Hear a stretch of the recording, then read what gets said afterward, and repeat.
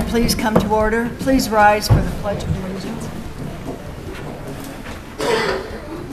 Pledge allegiance to the flag of the United States of America and to the republic for which it stands, one nation, under God, indivisible, with liberty and justice for all. Roll call, please. Bunton. Present. Campbell. Here. Hill. Here. Menser. Here. Raker. Here.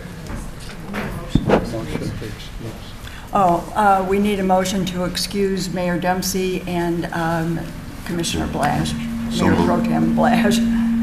So moved. Support.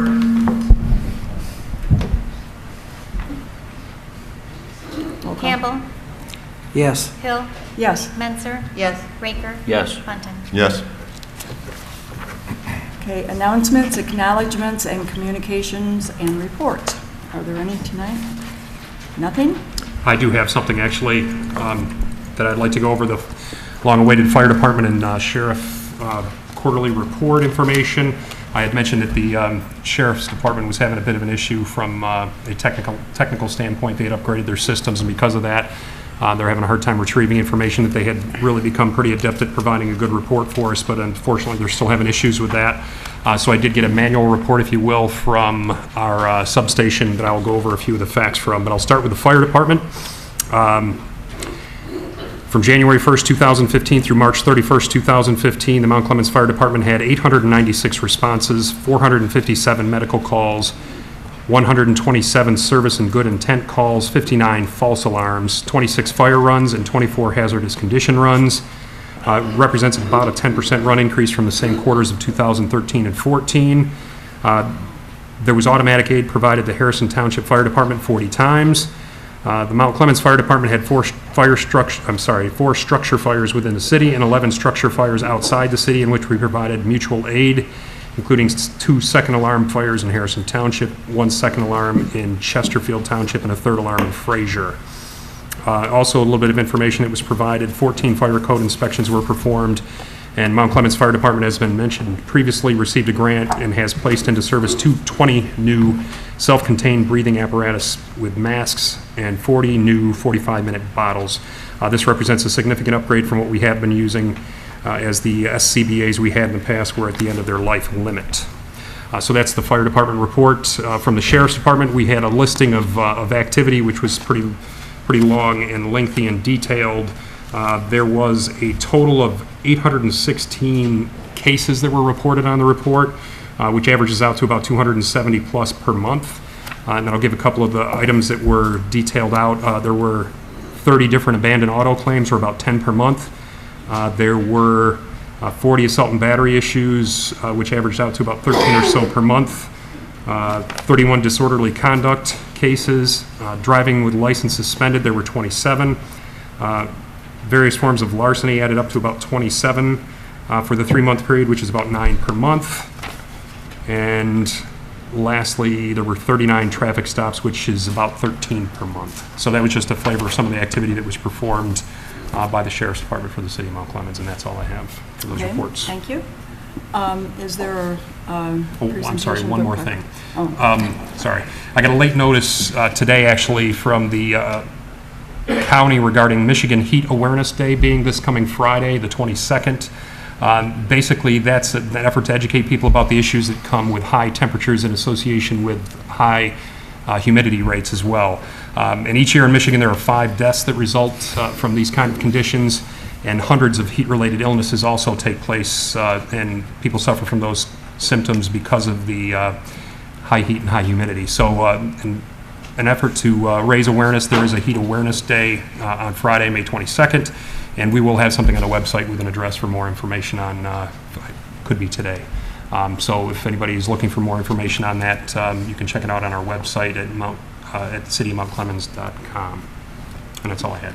Okay, thank you. This time. Sorry. Is there a proclamation recognizing Safe Boating Week? It's on the agenda. No?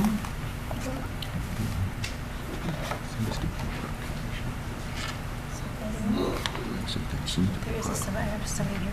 Is there anybody here to accept it? Tom Fisher's here. Yes. Okay. It's not signed, so we have to get them up Oh. and with your signature. Oh, okay. You want me to Yeah. send it? No, it's got her wrong sign on it. We'll get a new version of it. We were expecting Mayor Pro Tem Gary Blash to be with us this evening, so we're going to get a corrected print for you. This is the proclamation. Whereas the Mount Clemens Power Squadron was established in 1951 and is a unit of the United States Power Squadron, and a member of District 9, which is responsible for 23 squadrons throughout Michigan and Indiana. And whereas the Mount Clemens Power Squadron, led by Commander Pam Horner, is a nonprofit, all-volunteer teaching organization with an active membership of over 120 members, whose primary function is to promote safe boating through education, practice, and awareness. And whereas recreational boating is fun and enjoyable, and we are fortunate that we have sufficient resources in and around our community to accommodate a wide variety of pleasure boating demands. And whereas, while being a marvelous source of recreation, boating to the unprepared can be a risky sport, and not knowing or obeying the nautical rules of the road or choosing not to wear a life jacket can quickly lead to tragedy. And whereas on average 700 people die each year in boating-related accidents in the United States, and nearly 70% of these are fatalities caused by drowning. And whereas the vast majority of these accidents are caused by human error or poor judgment and not by the boat, equipment, or environmental factors. And whereas a significant number of boaters who lose their lives by drowning each year would be alive today had they worn their life jackets. And whereas modern life jackets are more comfortable, more attractive, and more wearable than styles of years past and deserve a fresh look by today's voting public. Now, therefore, I, Gary Blash, Mayor Pro Tem of the City of Mount Clemens, on behalf of Mayor Dempsey and the City Commission, do hereby proclaim May 16, 2015 through May 22, 2015 as National Safe Boating Week in the City of Mount Clemens, and urge all our citizens to support the goals of the North American voting campaign, not only this week, but also throughout the entire year. Furthermore, I urge all those who vote to practice safe voting habits. Vote smart, vote safe, wear it. Dated May 18, 2015. Now, shall I give him this or wait until we have We'll replace it for him and get it to him. That's fine. Okay. I Thank you very much for You coming. know where to find us.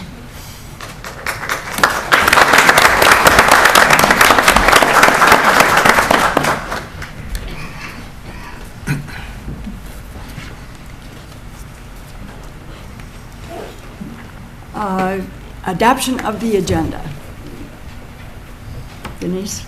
I would like- Commissioner Menzer, sorry. I would like to move item 10F from the consent agenda to 9F.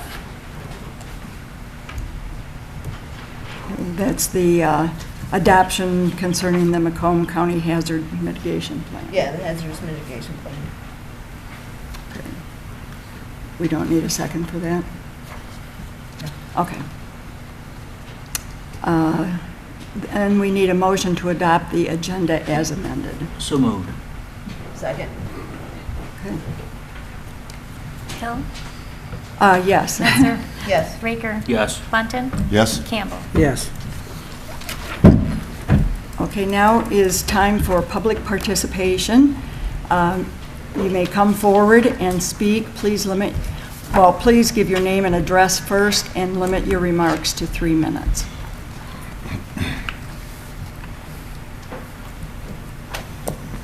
Dave Sutton, 100 Lincoln. Can you tell me exactly, Ms. Flutie, on exactly what is the percentage of non-taxable properties in the city? Is it 47, 48%, 49? Well, we've always had the Excuse last me, year. the questions are supposed to be directed to the chair. Okay, well, and answer the question, please. Well, I'm going to defer to the city manager. Yeah, a real quick answer on that.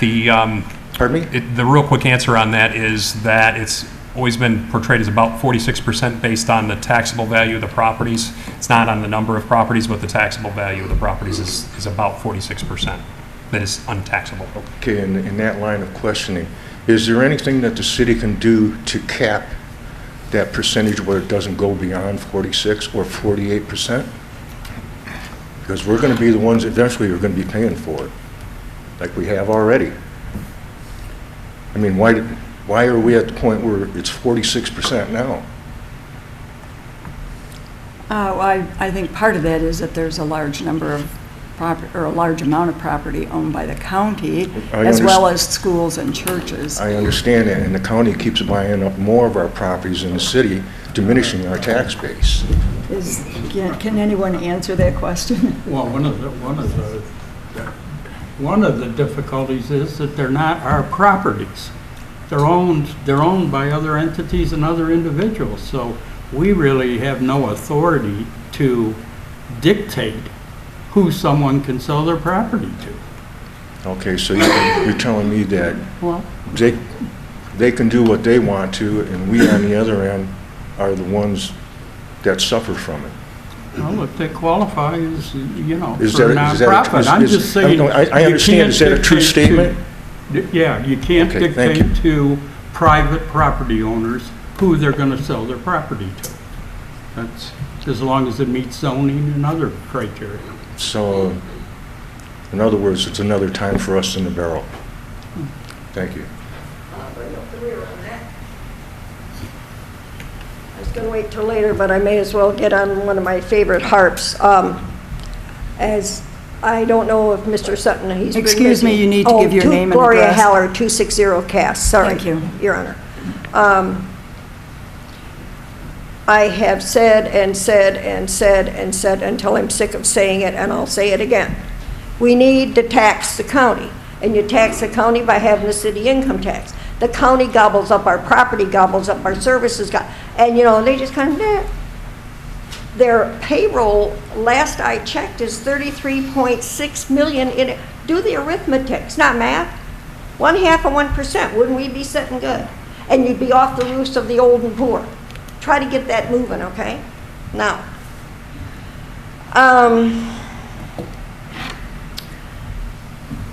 I was a little disturbed by some of the remarks made at the last meeting, that emergency meeting we had on Monday. For instance, the city manager was fluffing off these hidden raises by saying, well, it's like 1% across the board. No, it's not. And if you compare last year's budget and this year's, it's more 4 to 24%. No wonder the page was hidden.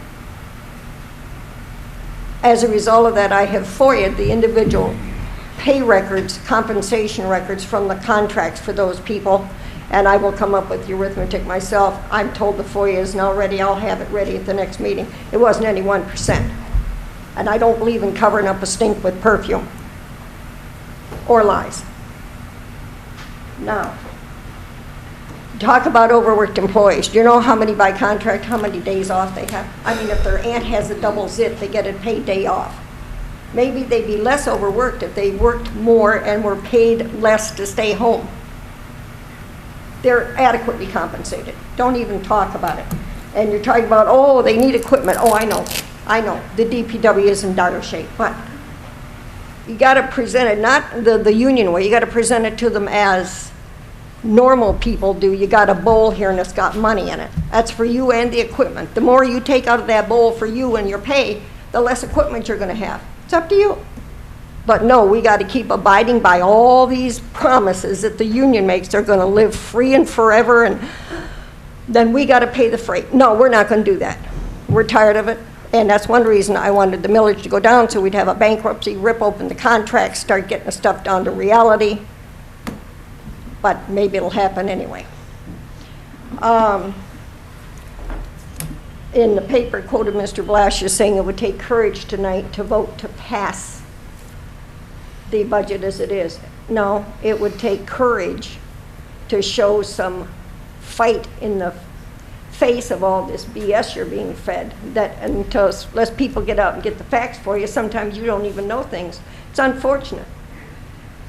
And then, based on what I had said at the last meeting, I'd like a gone date for Ms. DeLugie, please. Anyone else?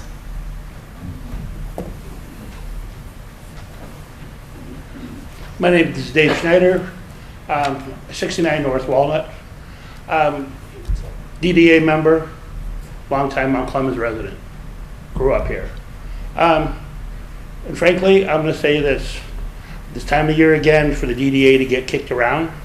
Our budget was reduced by 2/3. On top of that, the DDA has reached in their funds and done road repair and electric bills, and I can't even count all the things, not in our preview, that we've helped the city with. Every year we have to go through this. Now, instead of doing that, maybe our city council people should show up to a DDA meeting once in a while, come into our stores and talk to us. I own the second largest retail store in Mount Clemens. Most of you have never been inside of it and have no idea what we sell, with the exception of maybe Lois. The reason the DDA is still functioning is because their members, their board members, have reached in their pocket. Steve Saft has spent so much time and money out of his pocket, I can't count it. Paul does the same thing, I do the same thing. Mickey does the same thing. If you add it up, you'll get the facts tonight on what the DDA has done with the city money, helping the city, but I will tell you right now that if you add up what the DDA board members have kicked in the last year, it's over $100,000, I guarantee it. And that's a low estimate. Every time there's an event down here, every time there's something, the city needs something, Paul reaches in his pocket, I reach in my pocket, Steve does more than we can count. And I'm going to tell you right now, every one of you should go up and shake Steve's hand and thank him for what he does for the city. Because the day he retires from the DDA board, it's a sad day for the city. And I will say one more thing. New Year's Eve in Never Never Land, the city draws thousands of people.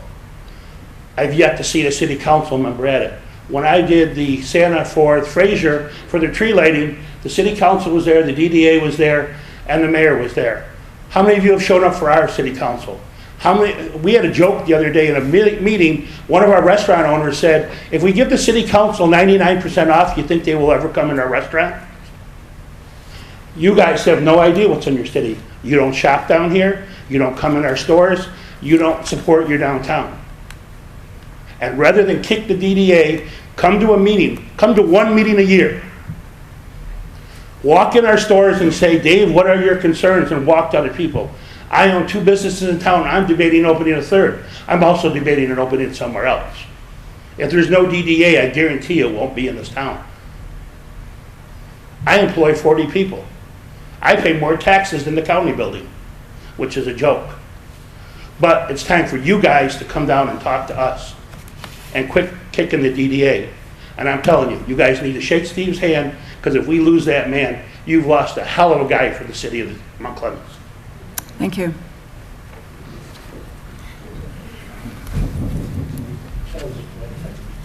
Laura Fournier, 70 Lodwook, and I would also like to say Steve Saft deserves a lot of credit. I know right now he's actually looking to build a house in the city of Mount Clemens. How many of those do we have? Not too many. I'm up here because I know we've passed around the PowerPoint and we're going to go through the budget thing again, and I know that you've carefully researched everything, and nowhere did it say that you would raise the entire 5.2 mils, this or whatever it is, this budget. But I can say with absolute certainty that one member of this commission and the previous city manager both said it doesn't have to go up that much. And I remember one of them with the city commissioner person, there was a guy standing next to me and he said, yeah, well, you just wait and see. And he was right. There was, no, actually it was a man, sure. There are fixed income people in this city that your small numbers that you keep touting and saying it's only 38% of this number, it will hurt. I know 2 women in the city that I help with their property taxes every single year because they're on a fixed income. They can't afford a $300 increase. However, we can let the sidewalk issues go, we can let all the other city services go, and say how overworked everyone is. If you want some sympathy for that, I've offered my services free. And you said, no, thank you. I know others who have offered their services for free, and you have said, no, thank you. I could do accounting, Marilyn, if you need help. I was the chief financial officer. If you have always said no, if you don't do something different, if you don't start standing up for something, we're going to continue doing the same old thing, the same old way. And you don't have to look at me, Mr. Brown, but this is the way it has been. You've got to do something different. And I hope you will seriously consider this budget as a good starting point.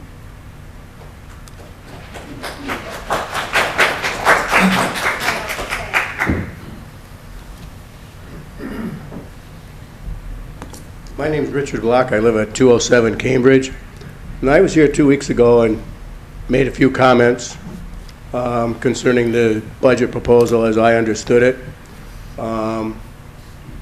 The day of the work meeting that was scheduled for last week, I happened to run across it simply because I made a phone call and stumbled up on the information. I prepared a statement, a written statement, because I didn't anticipate being here then, but I had to change my schedule to get here so I could read my statement. And some subsequent comments to my statement took into call some of the facts some of the figures that I put out there as facts.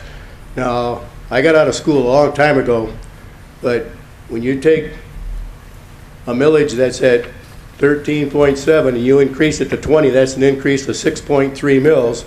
That works out to be 45.9%. I don't care how you cut it, whether you use a paper and pencil, a calculator, a slide rule, and a abacus. No matter what you use, it comes out to be 45.9 every time. That's what you want to raise the millage, 45.9%. That's not the tax dollars, that's the millage. And subsequent to that, during some of the council discussions last week at the work meeting, there were many comments made. I think every commissioner made a comment or two or three about, well, we need to look at this, we need to look at that. We've got a roof that needs to replace. And I'm quite sure that everyone that spoke made mention of something that was in fact true. I guess my question would be, what have we been doing all this time to let these things get so bad? I mean, we had a kitty with money in it 3 years ago. 2 years ago, it went down. It went down again last year. It's in the negative this year, and you're going to try to recoup the whole thing in 1 year by increasing the millage by 45%. Give us a break here. I mean, like the last lady said, put out a call to ask for some help. I spent 40 years fixing machines. I know quite a bit about preventive maintenance. It's not difficult. Read the owner's manual. You can set up a predictive maintenance schedule on any piece of equipment. Any piece of equipment you buy, you get an owner's manual for it. If you don't, shame on you. It's not hard to do. And I'm just a poor old electrician, but I know how to do those things.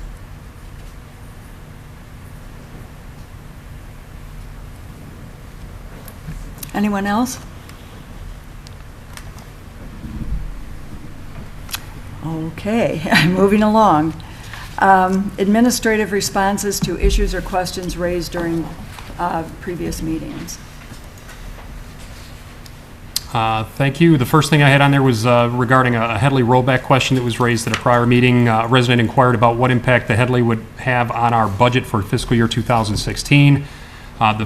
The fact of that matter is that the city's millage rate for fiscal year 2016 is not subject to the Headley rollback process, basically due to the fact that residents just passed a charter amendment raising the maximum millage rate to 20 mils. So whatever we choose to set it at, it would not be subject to a rollback if we went to the maximum because of the fact that the voters just at the last election approved going to up to the potentially 20 mils.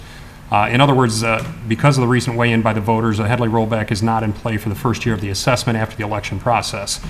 Keep in mind that the city has not experienced sufficient increases in property tax values recently to trigger Headley rollback processes anyway. So again, the first year a Headley rollback would affect the millage rate maximum is in fiscal year 2017, and that's only hypothetically depending on what happens in terms of the increase in property valuations.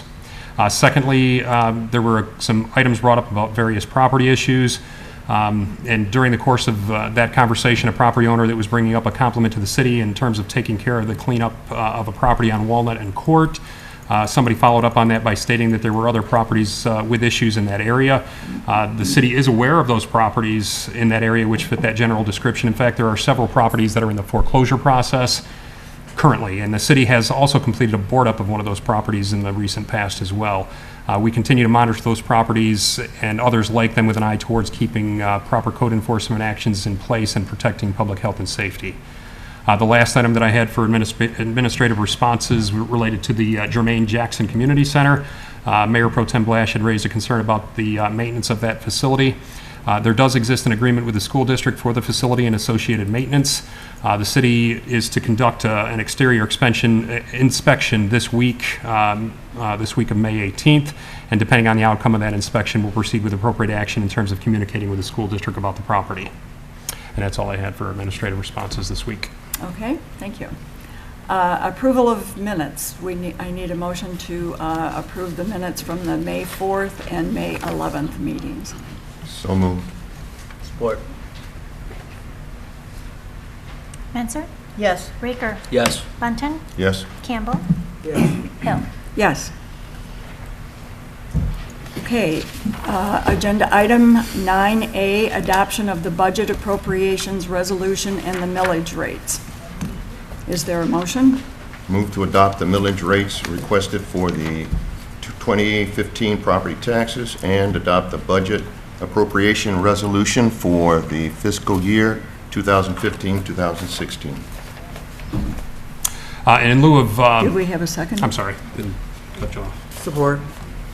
Sorry. Okay. In lieu of the couple of paragraphs that I have on the agenda item, I was going to go through the PowerPoint that was referenced here a little bit earlier during the citizens' communications. Prior work session, I went over this kind of content without the benefit of having it in a PowerPoint, and Commissioner Hill asked that I put that into a formal document and have it available at this meeting, so that was made available to people in the audience this evening, and we'll go through it. So basically, starting with the fact that the city has an established process that we follow. The city manager is to recommend an annual budget, which then is subject to review and approval by mayor and commission, with adoption to take place by the third week in May, according to the charter. There's a larger environment that's in play related to the budget decisions that the city's undertaking. There's the Great Recession that we've gone through. There's reductions in revenue sharing payments that have taken place since 2000 to the tune of about 40%. There's impact on property tax collections because of reductions in values of property in the city of Mount Clemens, which are down by about 32% over the past several years. Local factors have also come into play during our budget process. The city has been under financial stress for many years. The maximum millage rate in the city of Mount Clemens is less than most cities in the past, at 15 versus 20 typically for cities. City of voters did approve a charter amendment at the August 2014 election, which raised the charter maximum from 15 to 20 mills. The proposed budget information that we're presenting to the mayor and commission this evening reflects no salary increases. The budget includes $50,000 for an enhanced sidewalk code enforcement program, and it also reflects administration's recommendation to take the maximum millage rate to 20 mills. There's also some capital improvement information, which I'll cover in a later slide that I'll go over towards the end of the presentation. Some additional information on that 20 mill decision that was made by city administration. The total proposed city millage is sitting at 22.1274, which reflects several pieces of different taxation. 20 mills for general operations. That's what was subject to the charter amendment, where we had a vote that increased it from a maximum of 15 to a maximum of 20. So where the real change is in that general operations millage, recommended at 20 mills. There's also a .9137 mil for pensions, a .9137 mil for dial-a-ride, 0.3 mils for sanitation, and there is a reduction in the millage that we collect of .148. There was a prior collection of a promotional millage that was allowed under a public act that the city had collected that was eliminated from the current budget that's recommended tonight. So the maximum that was allowed, as sort of was mentioned earlier, the current rate was 13.7097 was the maximum millage rate for operations for the city. Going to 20 is an increase of 6.2903. However, when you factor in that elimination of that .148, the increase in city millage is actually 6.1423. What's the percentage increase of this tax increase? Some claim it's 38%, some say it's 46%. And when you're really talking about the tax increase, you're not talking about just the city portion, you're talking about your entire taxes that you're paying on your property in the city of Mount Clemens as a homeowner.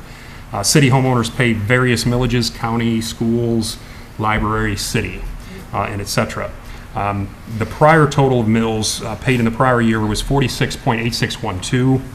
That is increasing to 53.0035 if nothing else changes, and I don't know for sure if anything else will change. But the stuff that the city controls is going up by that 6.1423, bringing it up to 53.0035. If you take that figure, you divide it by the old figure of 46.8612, the increase in your taxes is in the neighborhood of about 13%. Now, that does not factor in any increases in your property's value, doesn't factor in what other taxing jurisdictions might do on their own millages. That's beyond the city's control or knowledge. But based strictly on our action, it's about a 13% increase on your tax bill. Some residents are questioning the cost-cutting efforts of the city of Mount Clemens. The city has cut expenses by nearly 33%, or $4.3 million, during the time period of 2005 to 2012. And I'm using the numbers from the information that was provided in association from the charter amendment there, or with the charter amendment, just because I don't want to throw different numbers out there and update those numbers. So I'm using information from basically August of 2014. Full-time employees have been reduced from 159 in 1999 to 65 currently. That's a reduction of 60%. The city has eliminated an entire department. The Parks and Recreation Department does not exist in the city of Mount Clemens. We also eliminated our police department and contracted with the sheriff, which is about $1 million per year in savings that we've experienced since that time. Now, some additional analysis of that cost-cutting effort by the city of Mount Clemens. City expenses in relation to income on a per capita basis. So in other words, taking into account how much the city spends on services and then factoring in how much the people of the town make on a per capita basis. When you take that figure and compare it to other communities, the city of Mount Clemens in 2013 was lower than 8 cities that were already under an emergency financial manager. So those communities were having the equivalent of arms and legs chopped off to balance their budget. And the city of Mount Clemens still had a lower rate of taxation, if you will, in terms of the expense on city services in relation to per capita income. The DPS has 5.5 fewer employees than they did previously. The fire department has no chief, has no inspector, and has 1 less firefighter than it used to. Also, that contract that I mentioned with the sheriff department has been reduced by 1 sheriff deputy during the last several years as well. So I think the city of Mount Clemens has demonstrated a real willingness to take some very difficult decisions to cut costs. I don't think you're going to find any community in the area that has eliminated their police department and subcontracted with the sheriff's department, plus eliminated their Parks and Recreation department. I'm confident in saying I don't think you're going to find another community anywhere near the city of Mount Clemens that has done that. I don't think you can challenge the amount of effort that the city of Mount Clemens has done in cutting expenses, and I take no credit for that. Probably nearly 100% of that was before I started with the city. It does reflect well on the willingness of this city to address its financial situation and take difficult decisions and make them. On the revenue side of things, just to keep it in perspective as well, I mentioned earlier state revenue sharing is down by 40% since 2000. That's 14% of our revenues. Property taxes make up about 60% of our revenue, and I mentioned earlier they're down about 32%.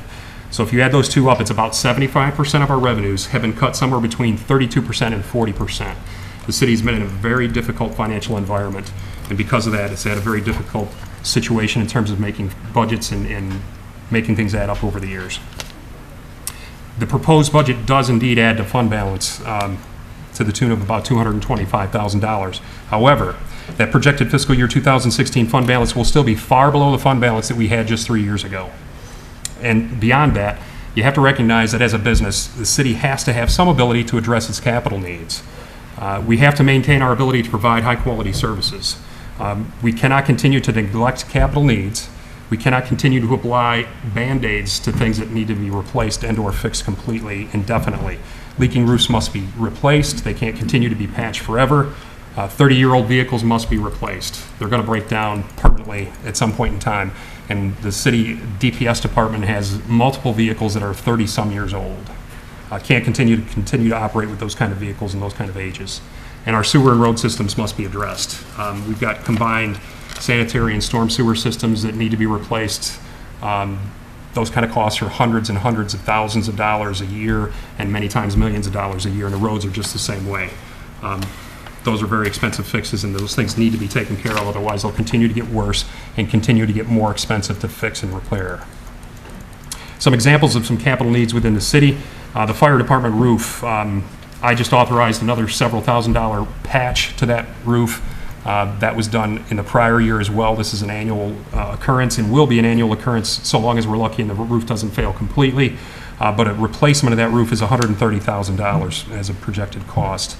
The air conditioning system at the City Hall has been factored to be about a $190,000 item to replace. Right now, the city's using a piece of equipment that, I kid you not, the gentleman that provided it to the city dug it out of his basement, basically, or a garage somewhere where it had been sitting for years, brought it to the City Hall because he was interested in the city of Mount Clemens and trying to come up with a cost-effective solution for our problem at the time, and put it in, retrofitted it to the city's system, and that's what we've been using for a very long time, and it was on borrowed time when it started.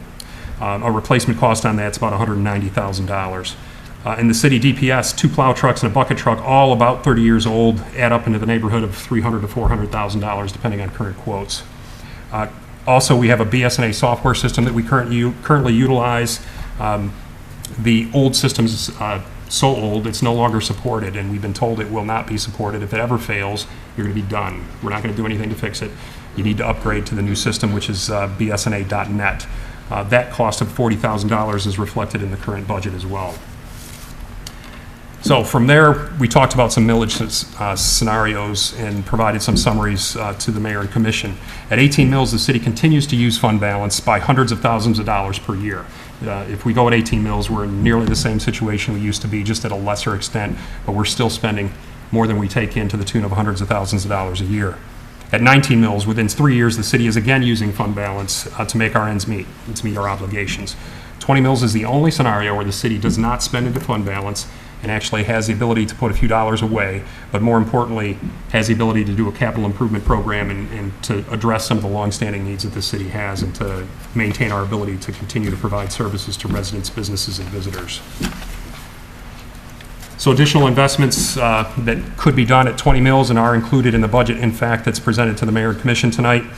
In the administration side of things, over $100,000 is factored into the capital improvement program for administration. This includes that BSNA software upgrade that I mentioned of $40,000, and it also includes a $70,000 conversion to a new system, voice over IP system for our phone systems.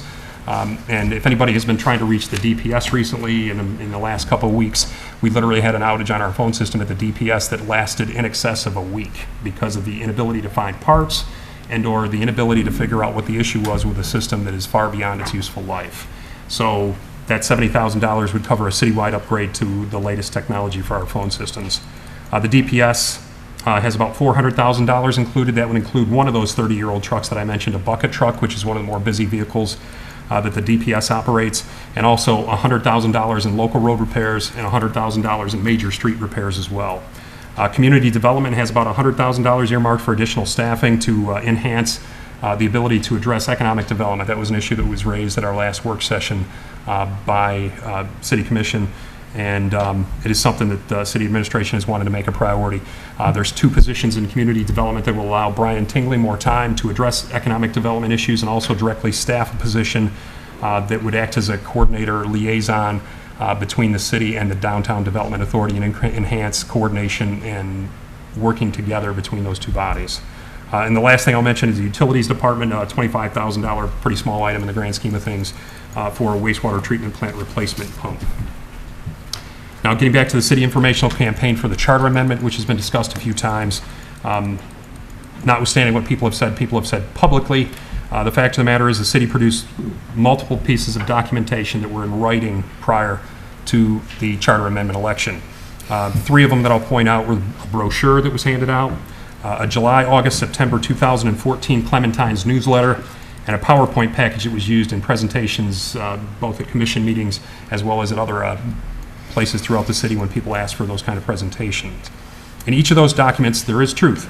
The city did in fact state that if we did get the charter amendment approved to go up to a maximum of 20, that was indeed a maximum, and the city could choose to levy less.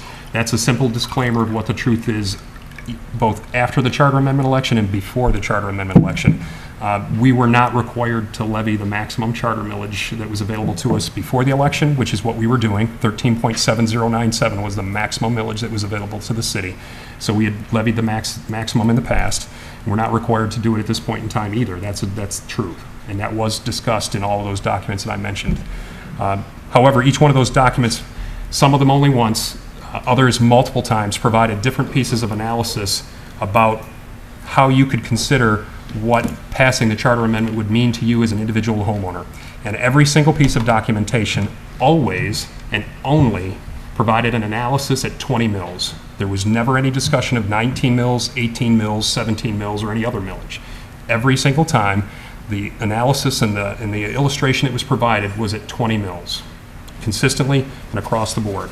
And in fact, I jokingly say this, if you do a search on Mount Clemens Charter Amendment, the first item that will come up will be a July 2014 PowerPoint presentation that reflects all of those same facts. And if it's on the internet, it's got to be true, right? I say that jokingly. But that is out there. We haven't changed it. If you do a search on that right now, the first item that will come up will be that charter amendment educational piece that talks about 20 mils as the cost illustration of what could happen under this charter amendment. So the last thing I'll say on a cost analysis standpoint, the average home in the city of Mount Clemens is valued at $35,000. That figure was relatively simple in how we came up with it. You took the total residential property valuation, divided it by the number of residential properties, and came up with a figure of $35,000. So the quote-unquote average city home in the city of Mount Clemens is valued at about $35,000 as taxable value. The city millage increase is 6.1423 mils that's proposed tonight. The cost to the average homeowner is therefore 35 times that 6.1423, or approximately $215. Now, when you talk about the difference between 20 mils and some other millage rate, the only millage rate that I came up with that where we were basically still close to meeting costs and not spending into fund balance at a pretty high rate was 19 mils. So the difference between 19 mils and 20 mils, you take that 1 mil rate and you multiply it by the $35,000 in taxable value, it's $35. That's the difference in taxation between a millage rate where the city still in the short run is spending into fund balance, or at 20 mils where the city does not spend into fund balance over the forecast period of time and has capital monies available for improvements. So that's the difference, $35 between those two scenarios. And based on the information provided in those documents that were put out in association with the charter amendment, the average tax bill will still be about 15% lower than the average tax bill in Macomb County for a city of Mount Clemens taxpayer. So that's all I was going to talk about in terms of the presentation. Just as a summary of the budget that's before you, the revenues total $10,286,330. Expenditures total $10,060,000, or $10,060,719. As I mentioned earlier, that allows for a contribution of fund balance in the first year, if everything goes as expected, of about $225,000, as well as that capital improvement program that I mentioned. So that's the information that I was going to provide this evening, and other than that, I'd open it up for the commission to have a discussion. Okay, thank you, Mr. Thank you. Brown. Discussion, questions from commissioners? Commissioner Menzer? So I have a little bit of a lengthy thing here. We have now gotten or received 3 different budget documents. The original one in this book on 4/2, we received this document, the second one dated May 8th, and then the final one dated May 14th. And so I kind of sat down and put all 3 of them next to each other. And there have been changes in the third document that sometimes are not noted in the first nor the second document. And so I have some questions about things like that. In the spreadsheet that's labeled personnel under salaries and wages, in the first document, it was originally capped for 2013 at $46,000. In the second document, it went to $98,727. And in the third document, it's the same, which is an increase of $52,757. Now, I did ask our finance director about that, and she said that it was added into the budget for an HR director position, and you know, I was a little perplexed by that. In the inspection department, in the spreadsheets in the inspection department, it still includes a $3,000 increase or $1,000 per inspector. The original document had $156,000 originally, up to $173,000, and all three budget documents continue to include that $1,000 each per inspector. In the second document, in the original document under pump station on page 174, wages and salaries were $22,960. In the second document, they're the same. In the third document, there's an increase, actually, the pump station isn't included in the third document, but there is still an increase in there of $2,960.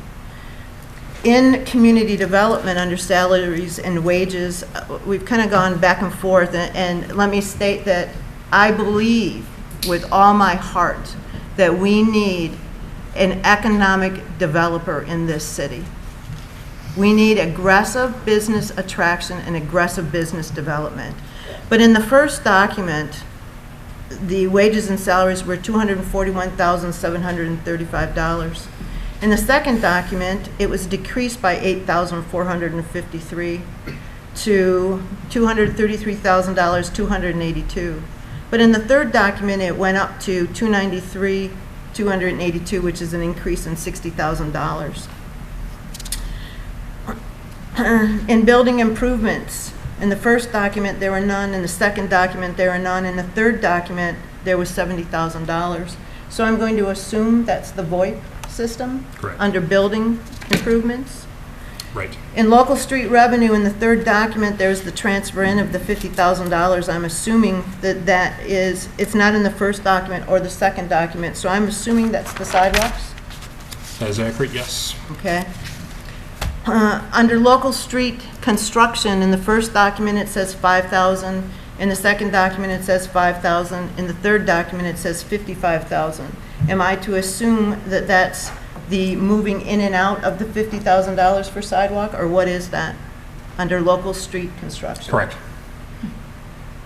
So that's Okay. transfers in and out.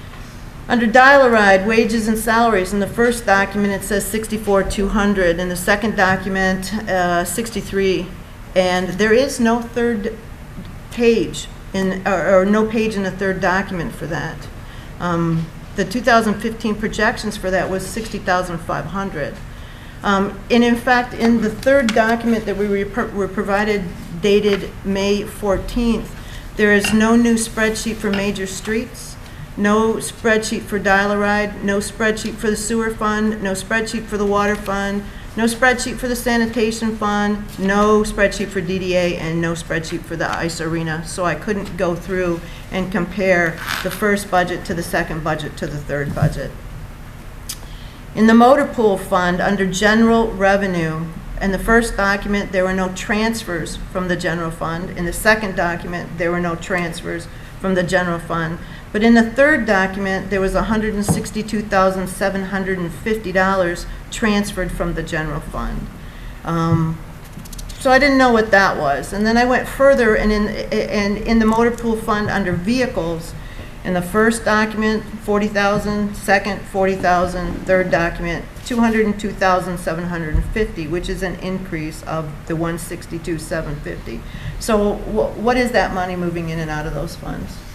That's the budget truck that I mentioned under the DPS. That's the cost The of bucket that. truck? Yes, that's the bucket truck, if I said it wrong. That's the cost of the bucket truck that I mentioned in the earlier part of the presentation. That's $162,750 is the current estimate on that truck. Do we want to address? On the community development side, here you mentioned the increase from 233 to 293. I also mentioned during the presentation the two positions that were in there, one of which is an economic development manager with the costs estimated at $60,000 for salary and benefits.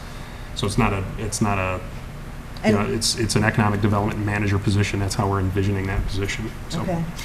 And then one more thing, back to what you were talking about, the HR director position that you mentioned, and how that was in there. If you at one of our prior work sessions, it was discussed at a pretty lengthy rate there about potentially adding additional resources into human resources. I wouldn't call it a director position because we're not going to get a director for that cost. That's just another staff person that would assist with the day-to-day work in the HR department. So if we hire an HR person, an additional HR person, are we going to eliminate the $17,000 that we pay the PM group to administer our insurance? No, I wouldn't think you're going to be able to get that level of expertise on that. Marilyn could talk me out of it if she wants to, but no, I don't see that being something that would go away.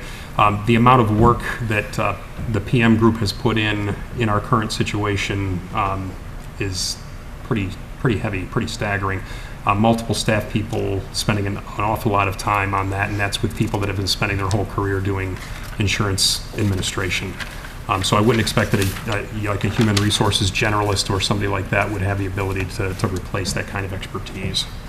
Perhaps lessen the use of it, but not replace it. So let's address the $1,000 per inspector increase. And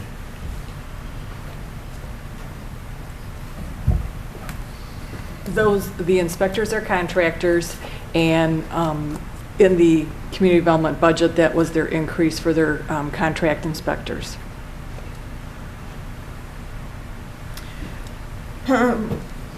Recently, I had my brand-new $5,620 furnace inspected.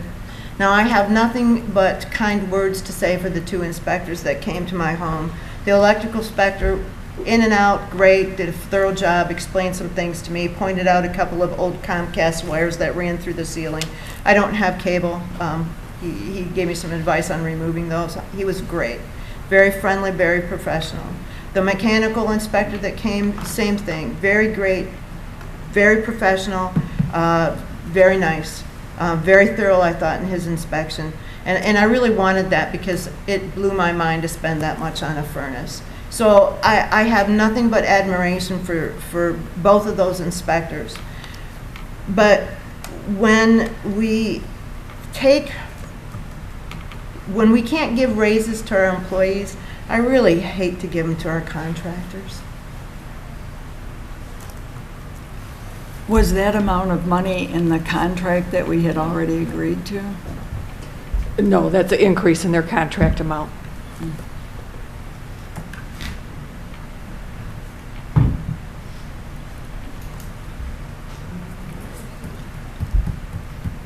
I think one of the other cost increases might have been moving the rental inspector's position from part-time to full-time. right, which was discussed. That's covered. Because we discussed that. Specifically $3,000. I can pull it out of here if you want to see it. But there is a specific $1,000 per contractor in the inspection budget. In addition to moving one inspector to full-time. And there was money allocated for that. I think it was $14,000. What's the rationale for the $1,000 increase?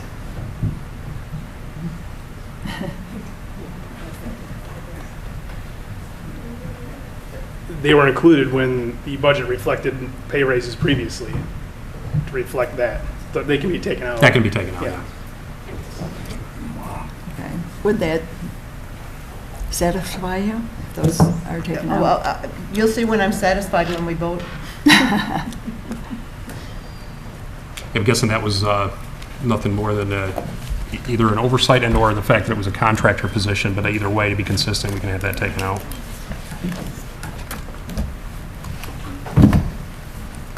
Any other discussion or questions? Do we miss anything? Campbell. Commissioner Campbell? I was outside yesterday and someone came by and I was talking to them regarding the talk as to whether the city was going to raise all 5 mills. And it got me to thinking, so I thought, well, I'm going to go on a walk. So I decided to go to around my neighborhood. I live in precinct 2, but I also ended up talking to people in precincts 4 and through phone calls 5 and 6. And many of the people that actually even voted for the charter amendment said they were under the impression that the millage was going to go up incrementally over time. And they fully understood the plight that the city has been in. Regarding the ability to dig ourselves out of a hole faster by implementing all 20 mills, they said, we've been in this hole so long, what difference does it make if the hole takes longer to dig ourselves out of as opposed to faster? So I thought it was interesting that even the people that voted for the charter amendment said they were far more in favor of going up incrementally as opposed to going up all 5 mills at one time, even at the understanding of what has happened and what will happen.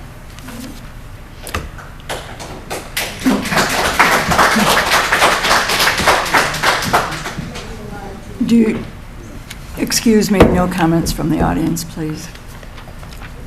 How many people did you talk to? 11. 7 of them were in precinct 2. Now, I know that's not scientific by any means, but it was interesting to talk to these people. Commissioner Bunton? At one point, we had a HR person and an assistant. We had 2 people in HR, and we're just asking to have 2 people again back in HR. Is that the plan? Right. So we're just replacing somebody that we hadn't replaced because we couldn't afford to replace them. Accurate, yes, at a lower rate of pay. At a lower rate of pay, okay. In regards to the 5 mills all at one time and lesser, whatever, the only one that as I recall, would have actually helped us is go 19 mills, and that would only take us 2-3 years. It's kicking the can down the road.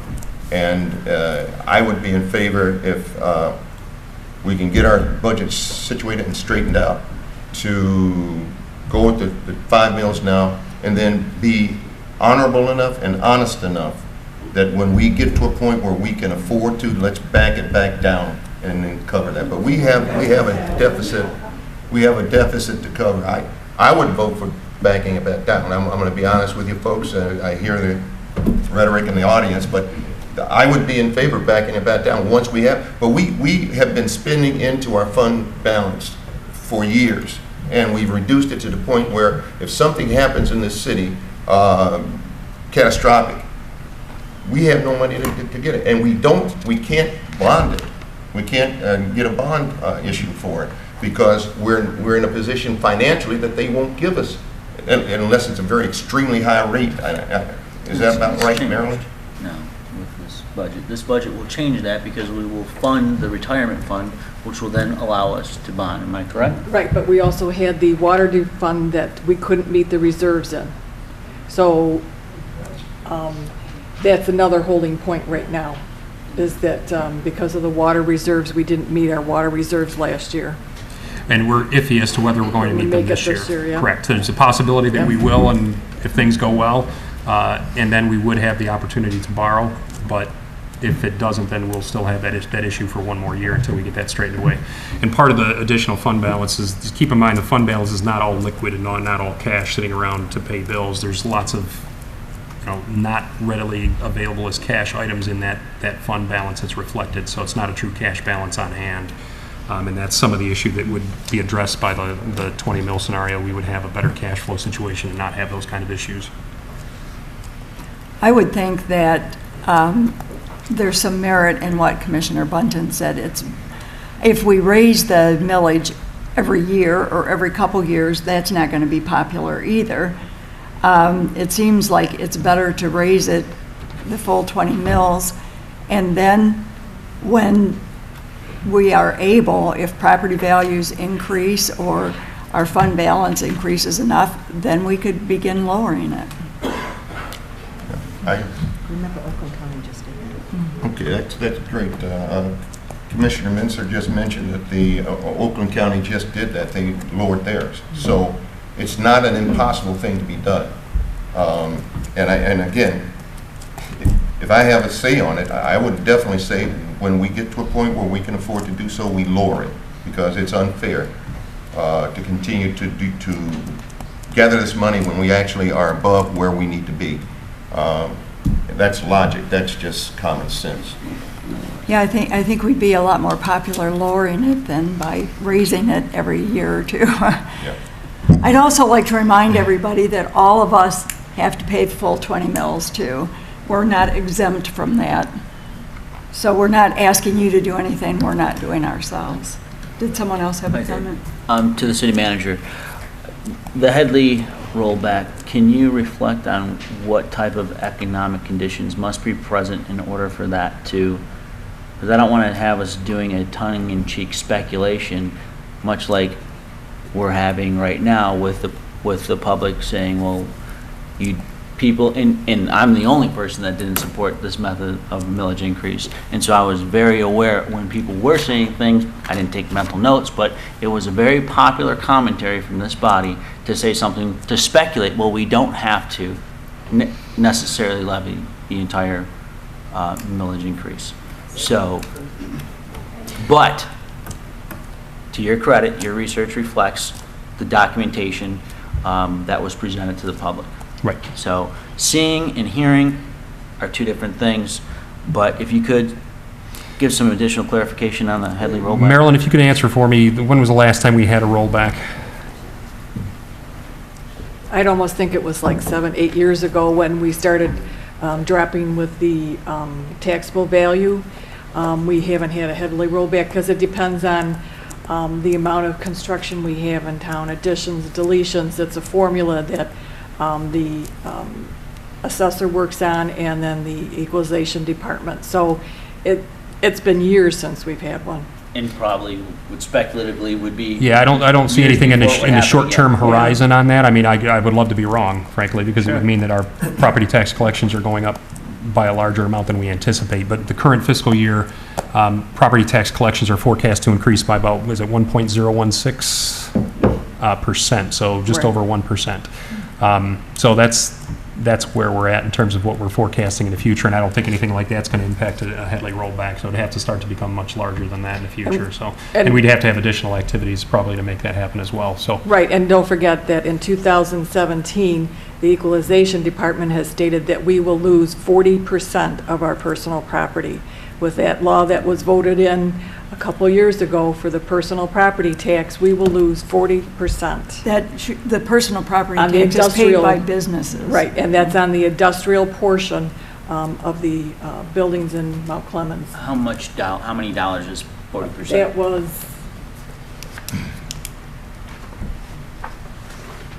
for the general fund. Oh, I don't.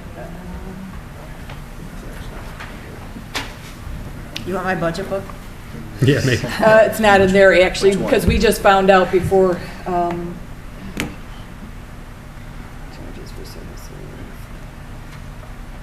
It was like $224,000 we'll lose in 2017. So speaking to that, gradual incremental increase and all that, if we experience that kind of a loss, it's, the gradual nature of that would potentially be in play, and that's an issue for us.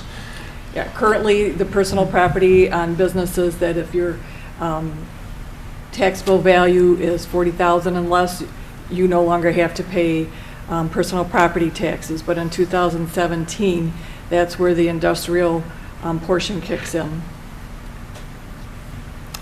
I believe that when we were having discussions about this before the vote, it was stated that even with the full 20 mills, most people would still be paying less taxes than they were back in 2007.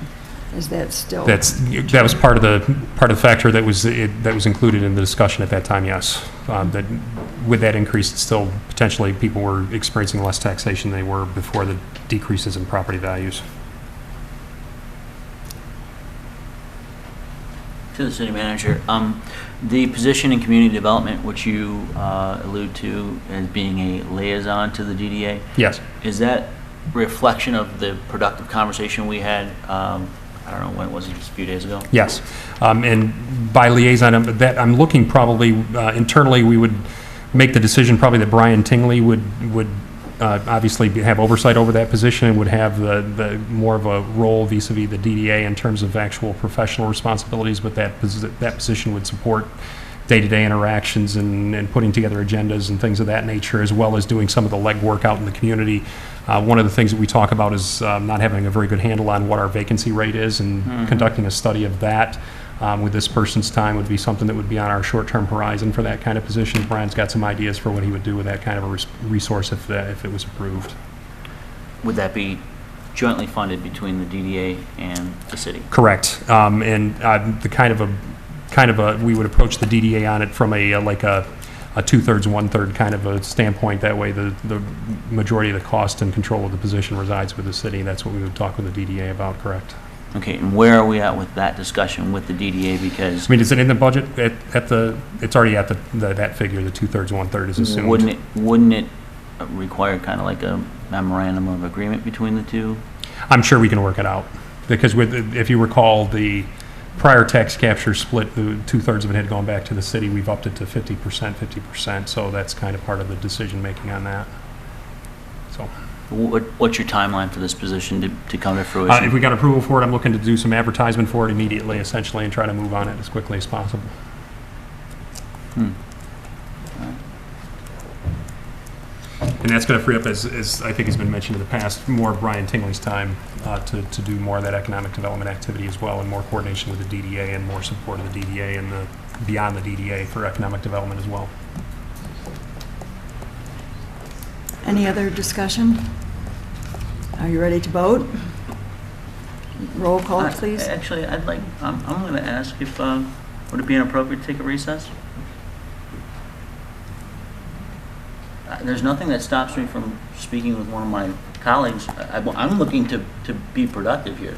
I'm not looking to I'm going to defer to the city attorney here. If you want to make a motion and vote on it, I would like a 3-minute recess, please. How much? How long? Give me 3 minutes. Support. Okay, roll call. Raker. Yes. Bunton. Yes. Campbell. Yes. Hill. No. Menser. Yes. Yeses. Okay, there will be a 3-minute recess.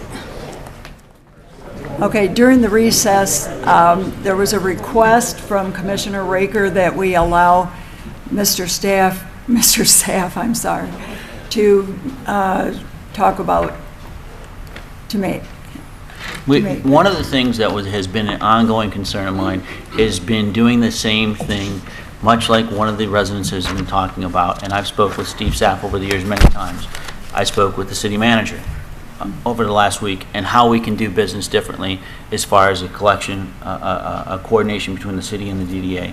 And I'm pleased with the interaction I had with the city manager in response to that. Mr. Saff is here to potentially speak on that issue and other things, DDA, and I would like the public to have the opportunity to hear what you have to share with us, please.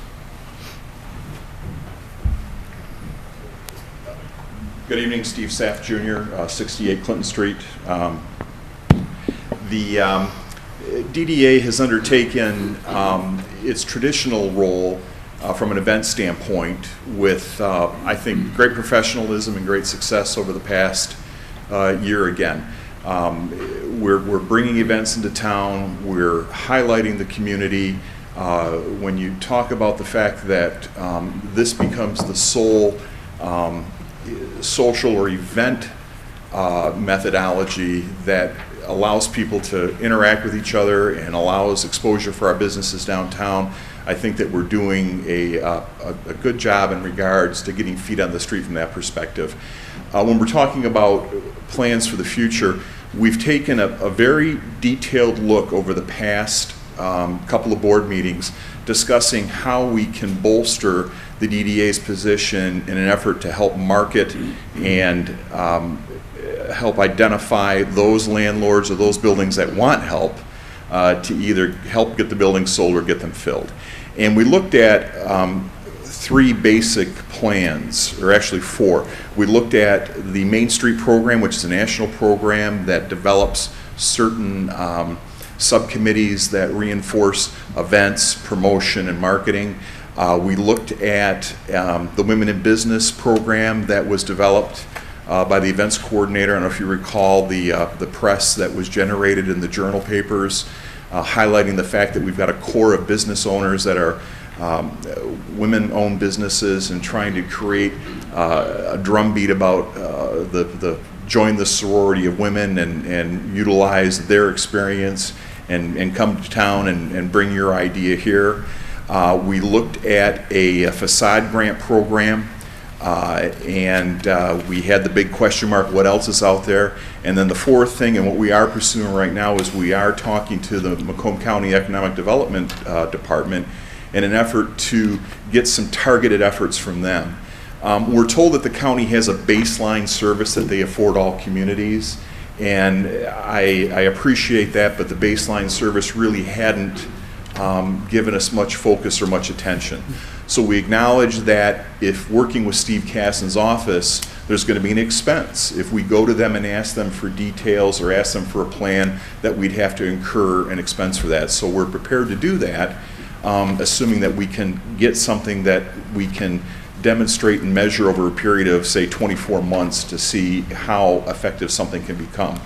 And interrupt me if you have any questions, but we've met twice already with Mr. Cassin's office in a brainstorming, looking at what they've done for other communities on a targeted basis.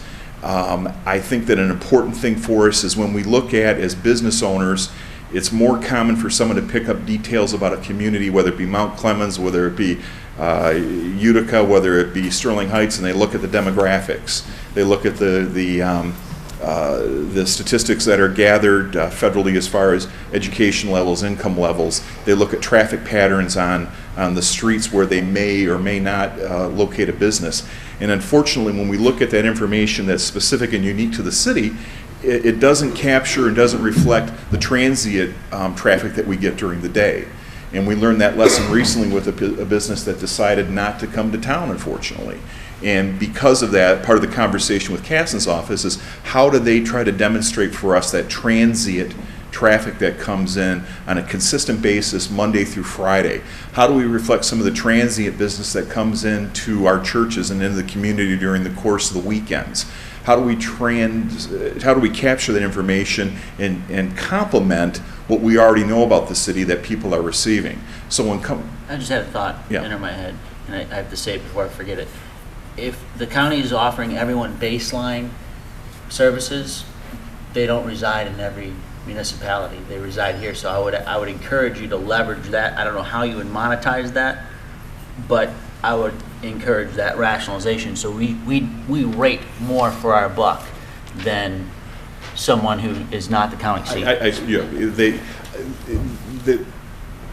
The county is looking at this, and I think we're at a point where we're still trying to develop what they feel they can do for us and do for us effectively.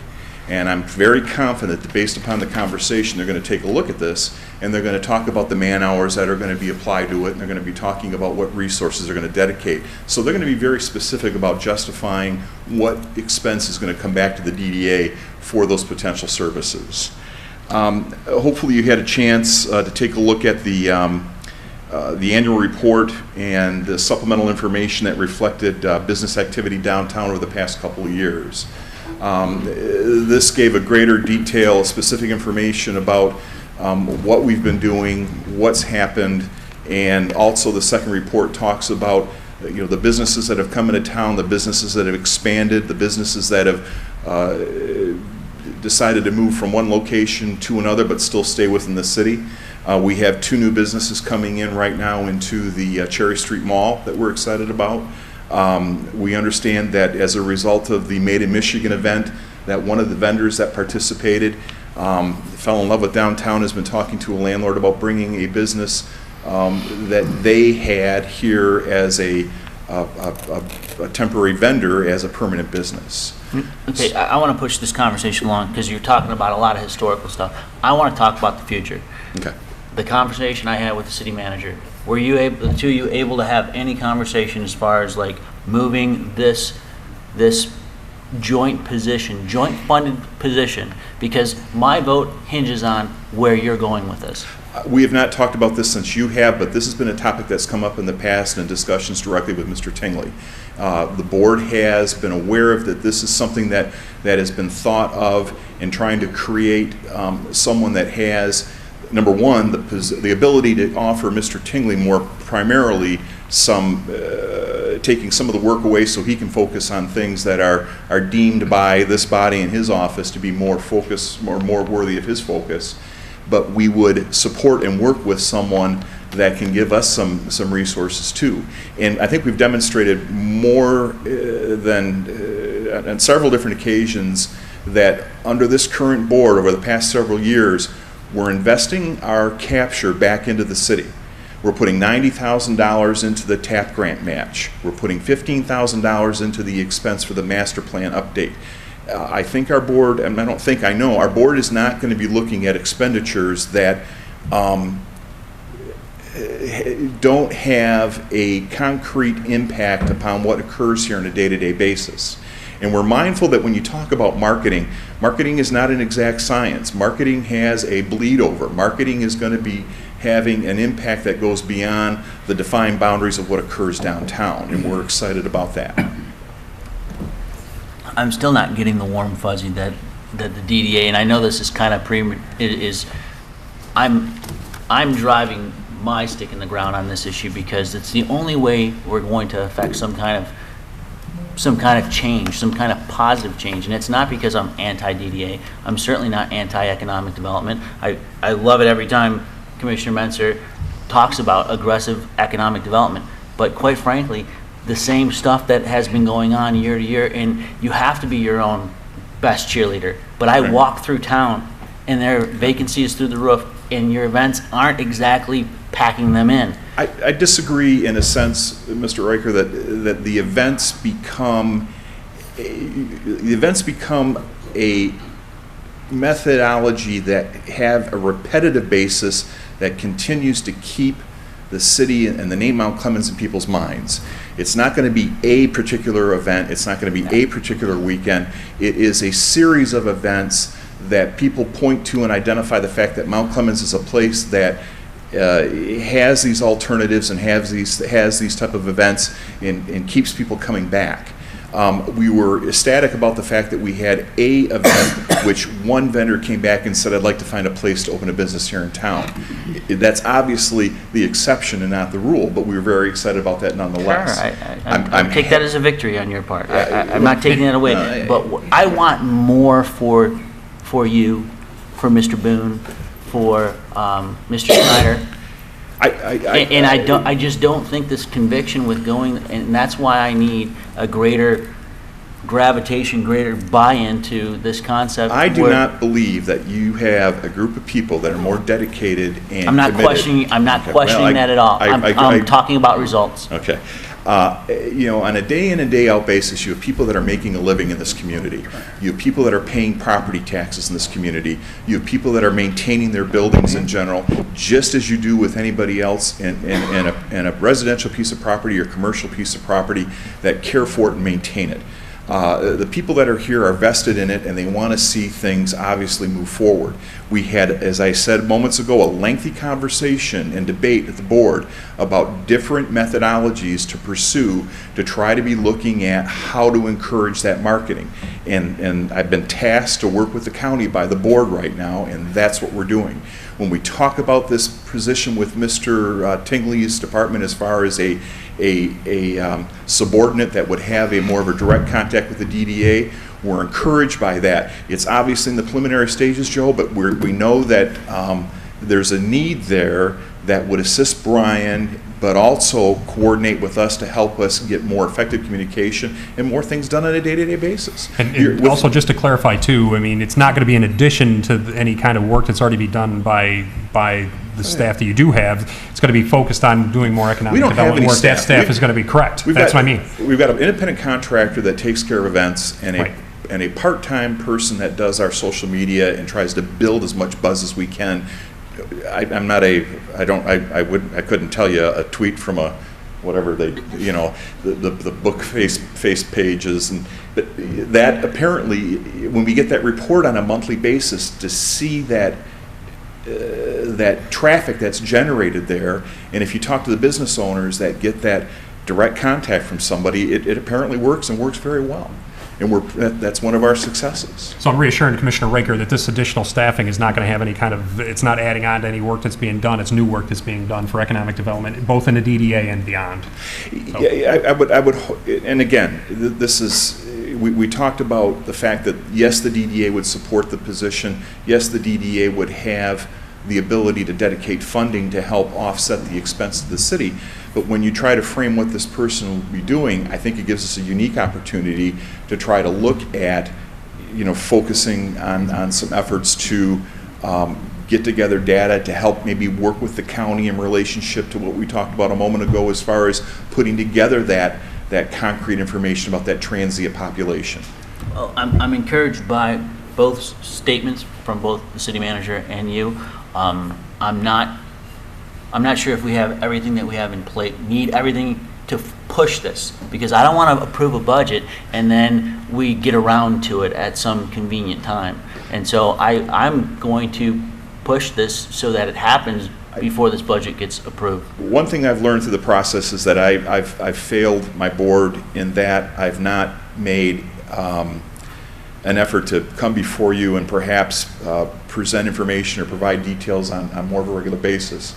I've committed that I will show up here on a quarterly basis and generate a report or deliver a report to you and take the heat and answer any questions that may come up. So that's part of the takeaway from this process this year is that you obviously, and not you individually, but collectively, the board obviously needs to know more about what we're doing and how hard we were working as volunteers for and on the board. And that's my point is when I hear that everyone is giving additional dollars, then it makes me think then maybe this model is not working all that well.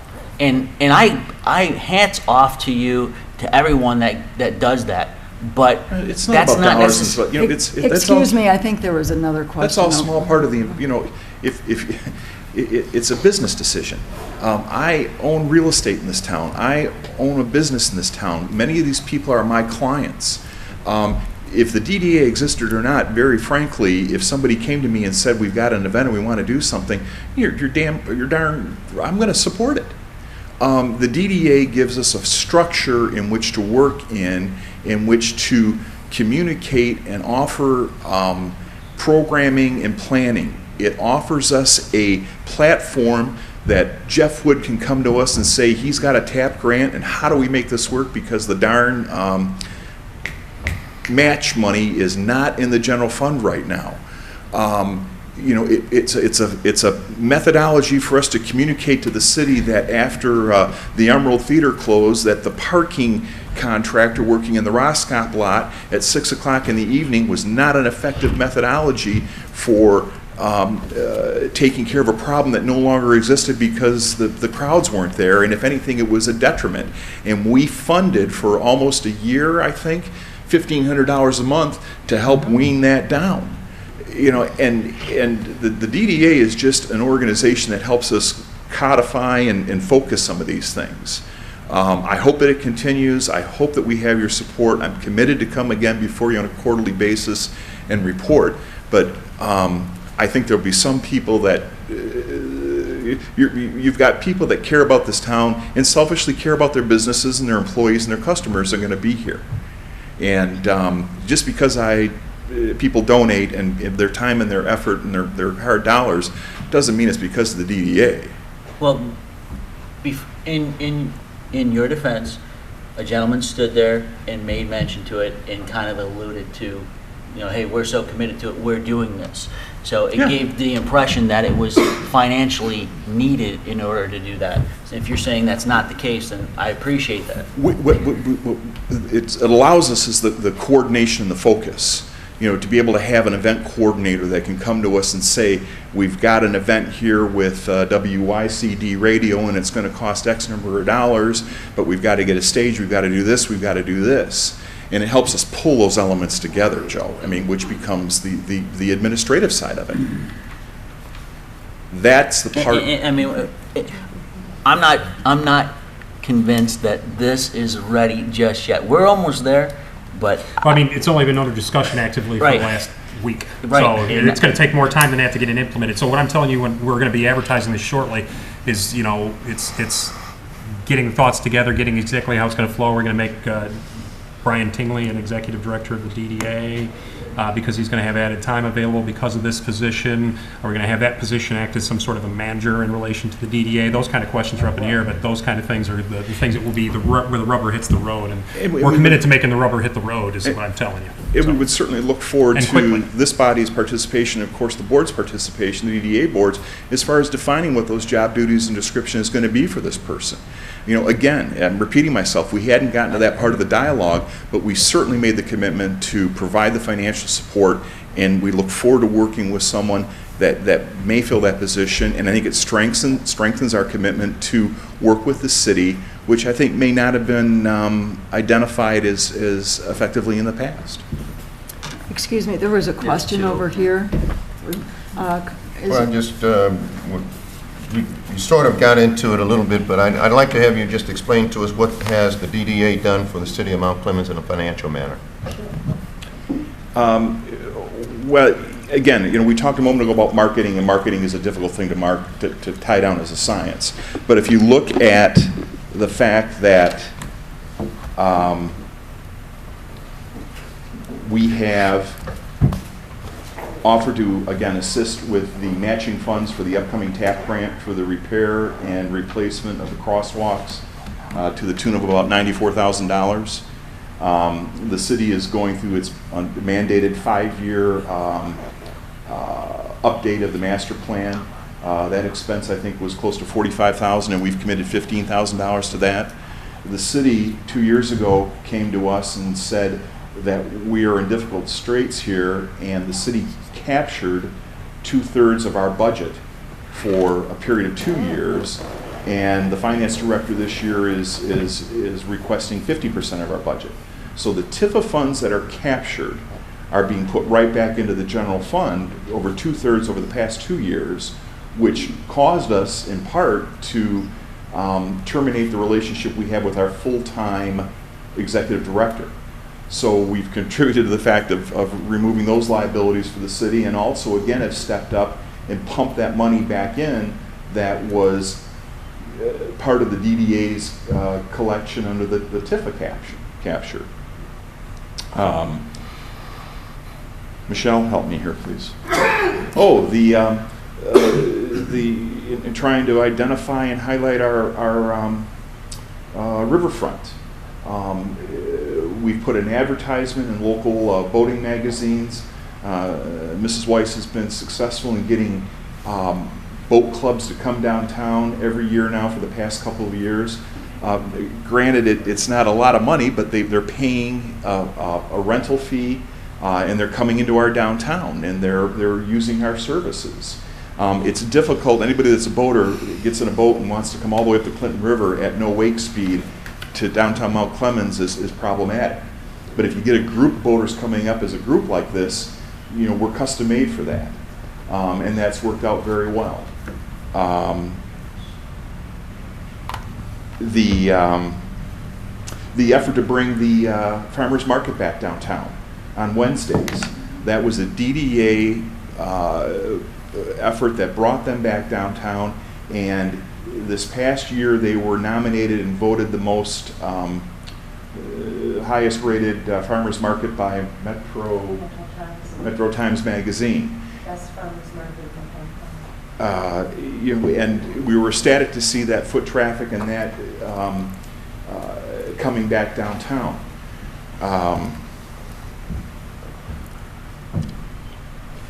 The calendar of events. This year we're undertaking a change in the format. Instead of just the one calendar for the year, we're going to publish the calendar at 3 different times during the course of the year, Mr. Button. And with that, there's coupons that'll be detachable, that our individual stores have an ability to advertise to help offset the cost that again drives people into town. Has everybody got their red key, their key to Mount Clemens, that gives them special discounts as residents? This is a program that again identifies that there's a special relationship that our downtown businesses seek to develop with our residents, strictly our residents, not the residents of Harrison or Clinton, just the residents of downtown Mount Clemens. And as part of that, we're asking the individuals that receive one of those cards to give us some details about the month of birth and their date of birth. And we're going to be giving them $5 gift cards on the Clem card to encourage them to come down and park and feed our meter and come down and use our stores. Obviously, back to the events, the investment that occurs and the coordination with other organizations that come into town. Friends of Mount Clemens on June 5th? 6th. June 6th are going to have their annual car show on Main Street. And we invest a lot of time and effort helping them and making sure that event works. $109,000 that you mentioned earlier that you use for funding various things here in the city, is that coming out of your budget, or is that something? Well, there's a portion of the budget, obviously, that we draw upon for advertising and for events, but there's a very active effort to go out and raise funds. The Joan and Wade Weber Foundation donate $20,000, have for the past couple of years, and have committed again this year to help offset the expense of the fireworks. In making that relationship, Mrs. Weiss and I sat down in a conference room and basically got grilled by the team from the Weber Foundation wanting to know where the money was going to spend, what type of event was this, how it was going to come off, how were we getting the firework vendors. They pushed us to do some things, and I think it improved the event overall. As a result of this, we're working with Zambelli now, who has turned out to be a much better, I think, longer show, more colorful show, and a better show. The DDA took the initiative 2 years ago to approach the county to hold a party up on the deck of the parking structure. And as mentioned earlier, we're a bunch of volunteers. And fortunately, Oakland University came in and said, we like that idea, we want to do that. Oakland University brought in people from their Macomb County alumni. They had that place packed last year. Those are the type of things that we're attempting to do and attempting to put that focus on downtown.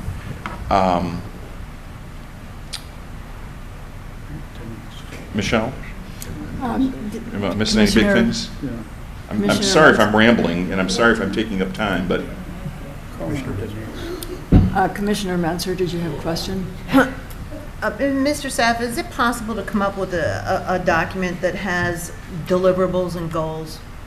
You've mentioned a lot of things here today. Well, probably some of them we won't be able to remember, but it would be nice to have some economic development goals in mind for the city. You're working on attracting businesses to the city. Let's throw out a number. We hope to attract 2 businesses by the end of 2016. All right. I'd like to see some deliverables. Okay, I'm going to be very blunt. I'm not going to put myself in a box. We're looking at alternatives. We're looking at methods that we haven't tried before, and we're talking to people that bring in expertise to us, with the example of the county. I'd love to take you for a walk around downtown, and I sometimes I think I get too close to this. I can tell you about every building in our district and the situation that we have from building to building. Huntington Bank has a building on the corner of Cass and North Main that they have for rent. They don't want to sell the building right now for some reason. They won't lease it to another financial institution, and they will not allow anybody to divide up that building. Now, who's going to use that building, and what marketing is going to fill that building? You've got a difficult situation in some of these properties. Then we've got landlords on the other side of the coin that have acknowledged that they have to make some personal sacrifices. We have one landlord that's just dropped his his rent per square foot to $7.50 before the application of triple net fees. So we've got this balance, and it's on a day-to-day basis, you walk a fine line of trying to bring some services to people, but having to acknowledge that these are private property and privately held. And you can lead a horse to water, but you can't make it drink. I mean, to use the old phrase. But we have many people downtown that are dedicated. Mr. Boone's made another investment in this community. We've got people here that are still trying very hard. If we can look at this from a different perspective and try something different as far as the county, we're committed to take a look at that. If you ask me to do a measurable, my measurable to you is to come to you on a quarterly basis and tell you what we're doing.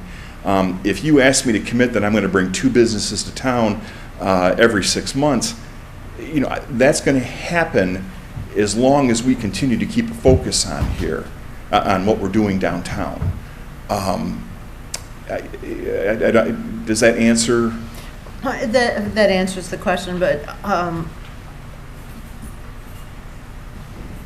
if it was my, you have goals that the DDA is pursuing that we're not aware of. Absolutely. Yeah. And coming to us on a quarterly basis, I think, is going to be very helpful. I think it's going to renew the relationship between the DDA and this board, and give us information that, you know, that we have not been privy to thus far.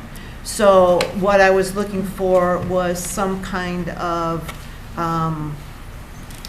I would imagine that you can handle that in a quarterly report. Tell us about things like the Huntington Bank building and why there's no movement on there, and what continued efforts, you know, you're going through with, you know, with aggressive marketing with Mr. Casson and his team, who are all very highly skilled. And I think if we had more information shared, I think that it would be a less fractious relationship. I agree, and again, I've apologized for not doing a better job of that during my tenure on the board. But on the other hand, our board meetings are open to the public. We encourage you to show up. Now that... when are your board meetings, please? I'm sorry? When do you have your board meetings? Our board meetings are the first Wednesday of every month. At what time? At 3 p.m. Precisely. Excuse me. Thank you. You might need to change those in order to get some we've discussed that in the past, and we have business owners that attend that meeting. We have business owners that are downtown that come across the bridge. That works. That happens. I think one thing that maybe we could do is maybe a joint meeting with this body. We have done that in the past. Yeah. We've had joint meetings. Yeah, I mean, that might be something. At the end of the day, we're I think, a committed group of people that are doing our best. You've got an element of private property, private ownership. We're not benevolent dictators. We can't tell these people what to do. We try and I think are doing a damn fine job with the resources that we have, with the volunteers that we have, and I think we've committed and continue to commit that we're working with the city and providing resources that are complementary and not conflicting with the city's objectives. Thank you. Thank you, Mr. Saff.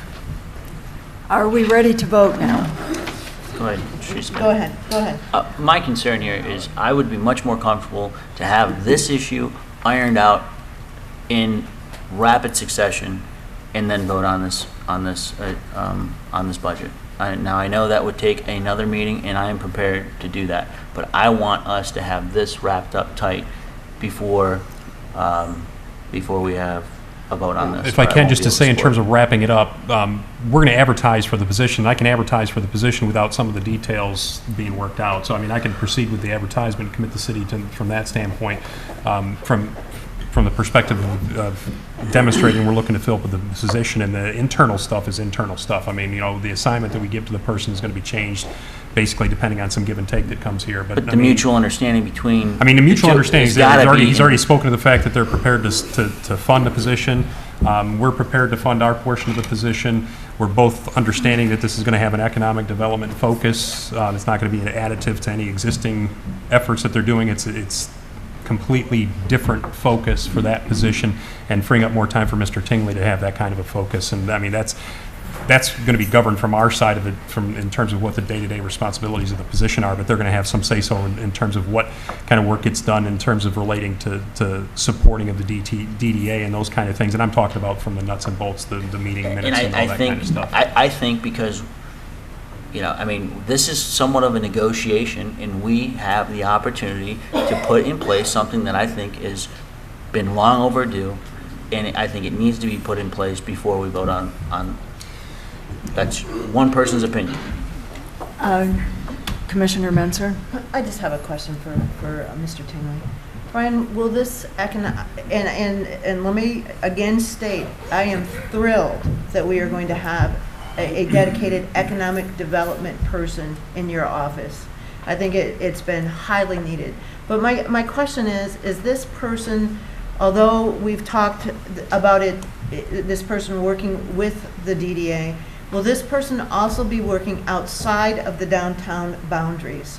Will they be, concentrating on what's going on up at Groesbeck and Cass, what's going on down here on Harper and Crocker and other areas of our city? That's correct. In my conversation with the city manager, that's been the focus of our discussion about this new position, is that it would focus on economic development citywide.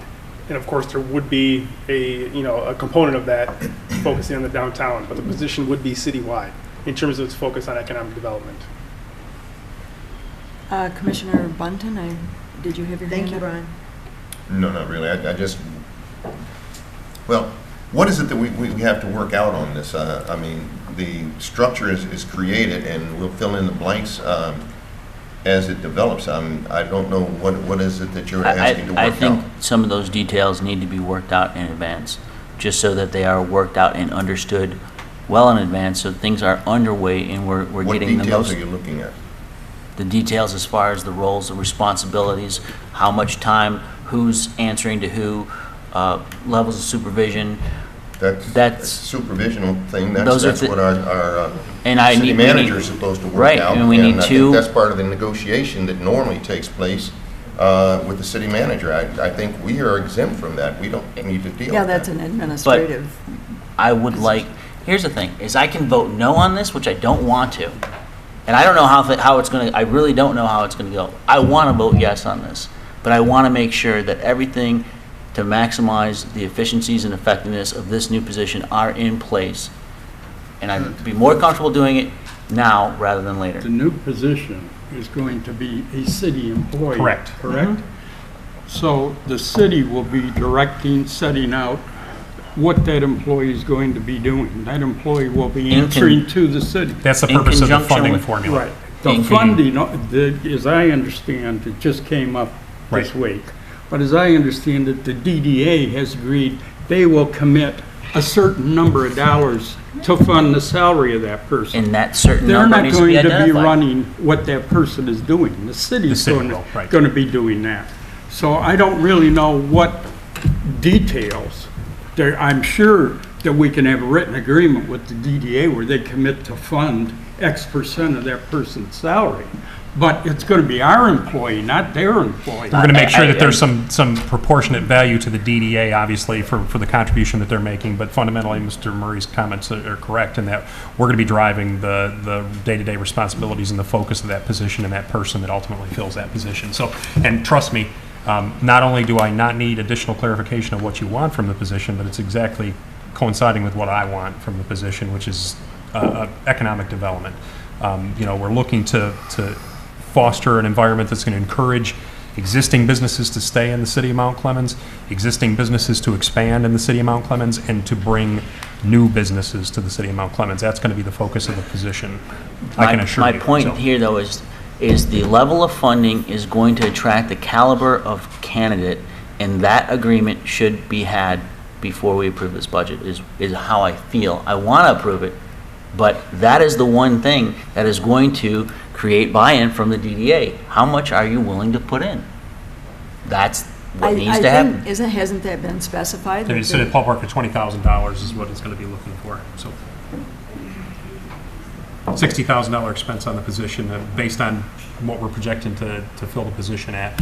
$40,000 salary, $20,000 benefits. Rough estimate is probably going to be a little less than that, but that's a rough estimate. Are you authorized to say yes, that your board will facilitate?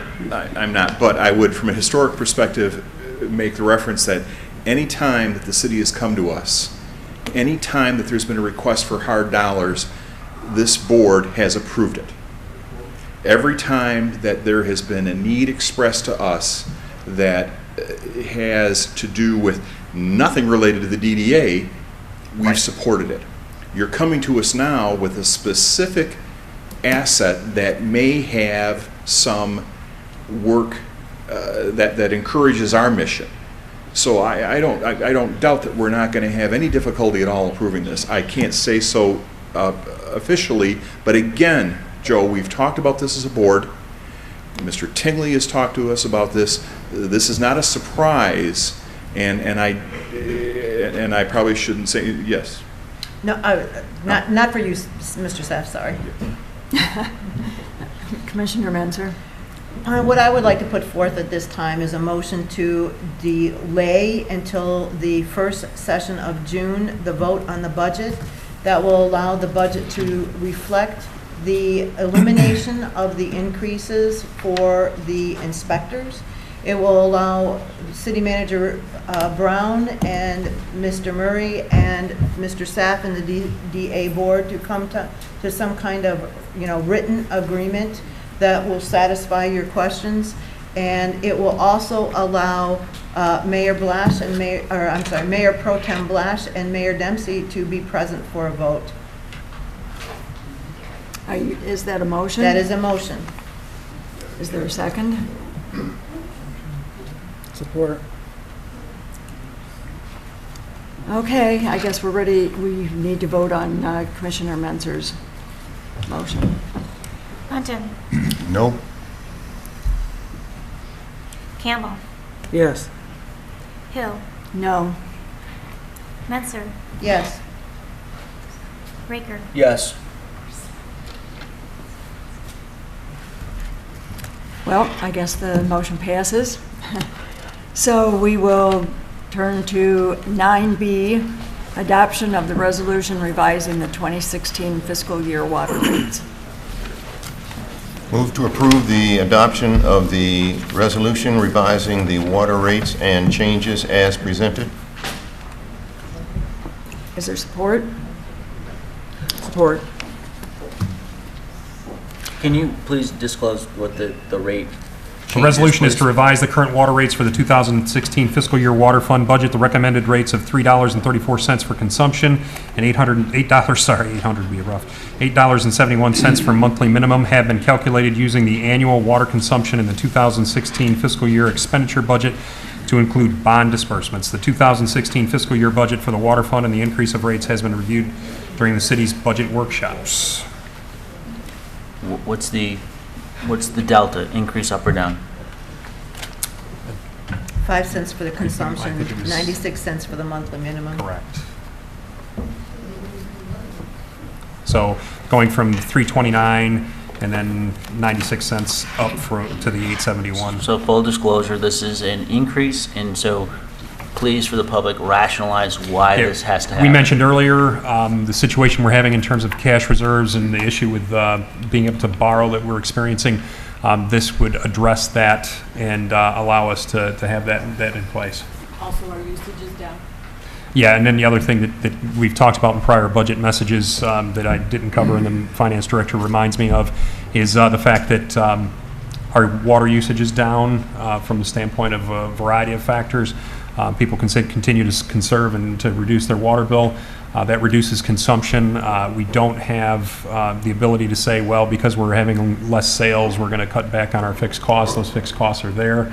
And when you're getting less on the usage side of things, in order to make up that deficit, you can raise the rate to offset that loss, and that's what we're doing partially. And we have to have that reserve in place in order to be able to bond and meet our operating borrow. Requirements that we put out to the state, other handlers that we have in this function. That's part of And the also, process. don't forget in these rates is the 15 cents or I think it's 17 cents for the deficit elimination. that we told the state of Michigan we would do also. We had a 5-year deficit elimination plan in place. Do you have anything as far as a comparison to what Detroit customers are paying in comparison to what we're paying? Off the top of your head, do you have an idea? No, I wouldn't have I don't know the Detroit Water, the other customers. I know that we're all in the same area, but I couldn't tell you exactly what other communities charge rather than with the new rates from Detroit. It would have voted positive for us, so that's why I was just trying to make this vote a little bit more palatable. Any other questions, discussion? Okay, roll call. Campbell. Yes. Hill. Yes. Menzer. Yes. Raker. Yes. Bunting. Yes. Okay, the motion passes. Agenda item 9C, request for approval to enter into a site access agreement with AECOM. Is there a motion? Motion to approve the attached site access agreement between the City of Mount Clemens and the contractor as presented. Support. AECOM has requested permission to perform an environmental investigation and assessment on behalf of ExxonMobil Global Services Company on city right-of-way located on the west side of Mary Street and a portion of Grand Avenue. AECOM wishes to investigate the property to see whether it has been impacted by a former Pulse Oil facility located at 14 Mary Street, which was leased by ExxonMobil. This facility was utilized for bulk storage and commercial distribution of petroleum-based fuels. The proposed site access agreement would allow AECOM permission to enter the property to install monitoring wells and take samples from the property, provided they restore the site as close to its current condition as possible. Any questions or discussion? I have a question. Does any of this involve residential property at all? Or? No, it's No. our right-of-way, which Okay. is the area from the sidewalk, by the, adjacent to Mary Street. And then there's a small portion of property on Grand Avenue that we own, which is part of the train depot property. Okay. Thank you. Ready to vote? Roll call? Hill. Yes. Menzer. Yes. Raker. Yes. Bunting. Yes. Campbell. Yes. Okay, agenda item 9D, resolution supporting a charitable gaming license for the Friends of Macomb County Veterans Treatment Court. Move to adopt a resolution in support of a charitable gaming license for the Friends of Macomb County Veterans Treatment Court. Support. The Friends of Macomb County Veterans Treatment Court would like to hold a 50-50 raffle at the 5th Annual Lalonde Charity Golf Open on July 19th, 2015. Proceeds from this event will benefit the Friends of Macomb County Veterans Treatment Court, a 501c nonprofit organization that provides aid to veterans that suffer from issues related to military service that are involved in the criminal justice system. In order to hold the raffle, it's necessary for the organization to obtain a charitable gaming license from the state of Michigan, and the state requires a resolution be approved by the local government subdivision in which the organization conducts its principal activities, that the organization is a recognized nonprofit organization operating in the community. A copy of the standard state resolution is attached. The commission approved a prior resolution for this organization on August 19th, 2013. Any discussion, questions? Okay, roll call, please. Menzer. Yes. Raker. Yes. Bunting. Yes. Campbell. Yes. Hill. Yes. Agenda item 9E, approve purchases and payment of invoices. Move to approve purchase and payments of invoices as presented. Support. Any questions or discussion? I just had a question about the Ken's janitorial service. I understand he does a lot of things for the city. I'm not clear what his hourly rate here is, other than it's a mixed rate. Yeah, there's lots of different charges that are reflected in there, Marilyn. I don't even care to try to take any kind of a stab at summarizing it. I mean, there's a lot there.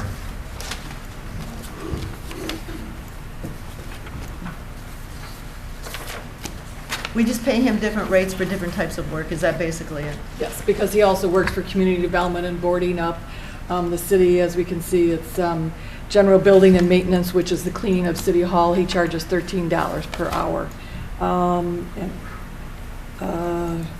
The parks is also $13 per hour, which is over to the community center and cleaning that place.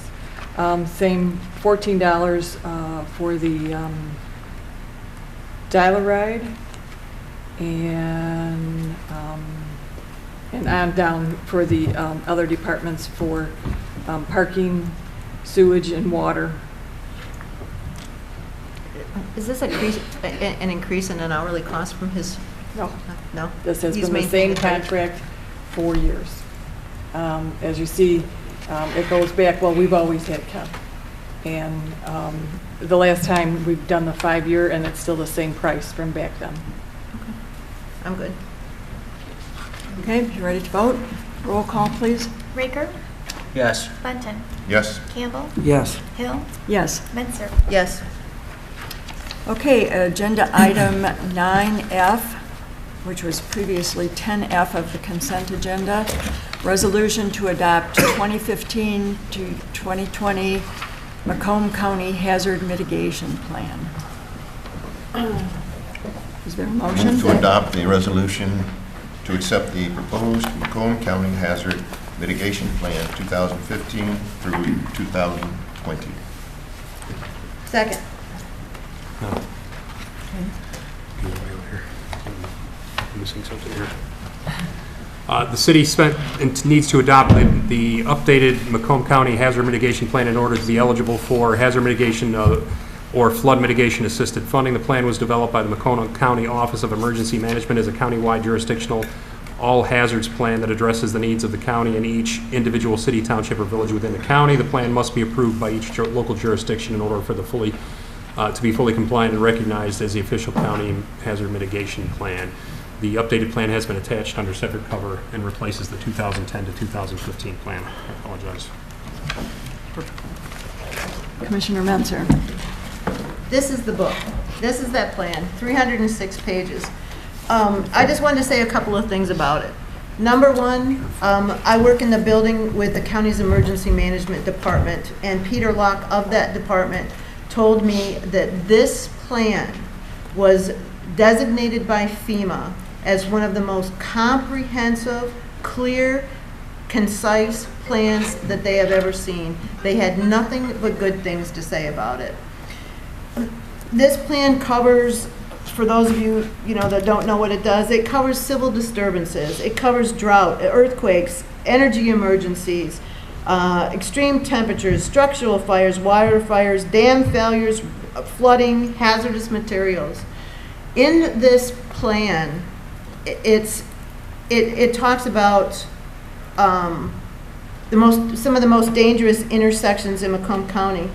Number 9 is Cass and Grospec. Last year, Cass and Grospec was number 10, so we've moved up. It talks about lightning-related deaths, and people make a lot of jokes about it being the golf course. It's not. It's open ball fields, and it's under trees. 28 deaths in Michigan were from from lightning strikes on open ball fields. The other really interesting thing, and I had a little talk with Captain Shipman about it. Captain Shipman was very instrumental in putting this thing together. In this plan are specific mitigation plans specifically for the city of Mount Clemens. What happens if somebody, attacks our water treatment plant, or if chemicals get out?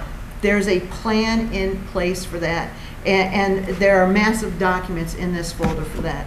There is a map in here that shows that the city of Mount Clemens, and in fact I found out today, it goes to 24 mile. The 50-mile radius from nuclear fallout from Fermi goes all the way to 24 mile. So the city of Mount Clemens is in that radius. And you know what?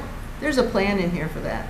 So I just wanted to point out that this is a very important, very comprehensive document that has received accolades from federal departments. Okay, thank you. Any other questions or discussion?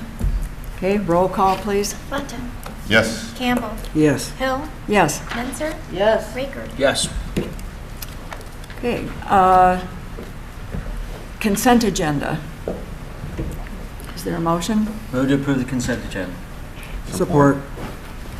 Roll call? Campbell, Yes. Hill, Yes. Menzer, Yes. Raker. Yes. Bunting. Yes. Okay, city manager's report. I was having a computer difficulty, so bear with me a moment. Okay. That's what my source was the last time. Master plan's update status. The recommendation for an award on this bid project will be on the June 1st, 2015 agenda. Strategic planning process update. SEMCOG has provided a draft document for review, which is based on the work sessions held by Mayor and Commission. SEMCOG will receive the feedback provided by Mayor and Commission on the draft, incorporate appropriate changes and/or edits, and get in touch with city administrations to schedule a presentation of the strategic plan in an upcoming commission meeting, most likely on June 1st of 2015. Regional Fire Consolidation Study update. The bid award has been made to Tri-Data through Macomb County Purchasing. A kickoff meeting has been held which covered review and updates of the timeline for this project. Participating communities, including the city, are busily assembling and providing information that has been requested by Tri-Data. Individual meetings with Tri-Data and community representatives are scheduled for next week. That will be this week, and in fact, mine was today. Activity on this important study is ramping up with October 2015 as the projected completion date. The final item that I have is mass transit evaluation process for Macomb County. The Regional Transit Authority, or RTA, is holding several open house events across the area to discuss how to design and improve public transit for the region. There is a Macomb County event scheduled as follows: May 18th, 2015, from 1 to 7:30 p.m. Macomb Community College at the Lorenzo Cultural Center and Community Hall. Address is 44575 Garfield in Clinton Township. These open house events, and I emphasize this in the report, are designed to obtain as much public input as possible from as many sources as possible. So in other words, they're looking for feedback of individual people that live in the area as to what they would like to see from an improved public transportation network. The RTA website has more information on this and other open house events and the RTA activity in general. The website is www.rtamichigan.org. So if you'd like to, care to please visit that website. You'll see information about the different public events that they're having, the different open houses, as well as the other activity that the RTA is conducting with the idea to implement potentially improved public transportation options for the area based on the feedback they get from these open houses and other events. And that's all I have for this evening. Thank you. Are there any questions for the city manager? I do have a question, since we all had to miss the one that was held today. Do you know of any other open house events that are? Yeah, there's one for each of the counties, and I believe there's one downtown as well. So those are the events that I'm aware of. I don't have the information in front of me. I see I can probably grab it. If you bear with me for a moment. See how lucky I am here. I've been having a few difficulties with the laptop this evening, so bear with me for a moment.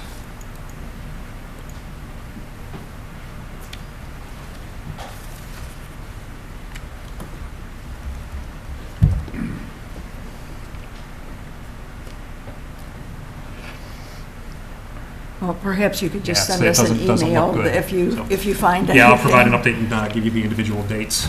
The one in Macomb County is the one that I had the information on, but the other information is on the website, and I'll be able to send that to you after we get out of the evening. Okay, thank you. Mhm. Okay, commissioner comments. Let us start with Commissioner Campbell. Well, one, the man that was here from the DDA talking about painting a paintbrush over people, saying that none of us have ever been down there. That's not true. I'm no stranger to downtown, and whenever I voted on issues regarding the DDA, I've gone down there on several occasions and talked to business owners. So I would just like to set that record straight. Regarding the budget issue, I guess it's a good thing that we'll be able to continue and have the input of the mayor and Mayor Pro Tem at the next meeting as to their feelings on things. Thank you. Commissioner Raker. Yeah, I'm going to be brief. This is going to be the last meeting that the viewers at home and residents here will be at before Memorial Day. So I just ask you to reflect on this upcoming weekend. It's not just about celebrating, it's about actually reflecting and memorializing those who have given the ultimate sacrifice in the face of our nation's enemies for the freedoms that we take for granted. Those are my comments. Thank you. Commissioner Menzer.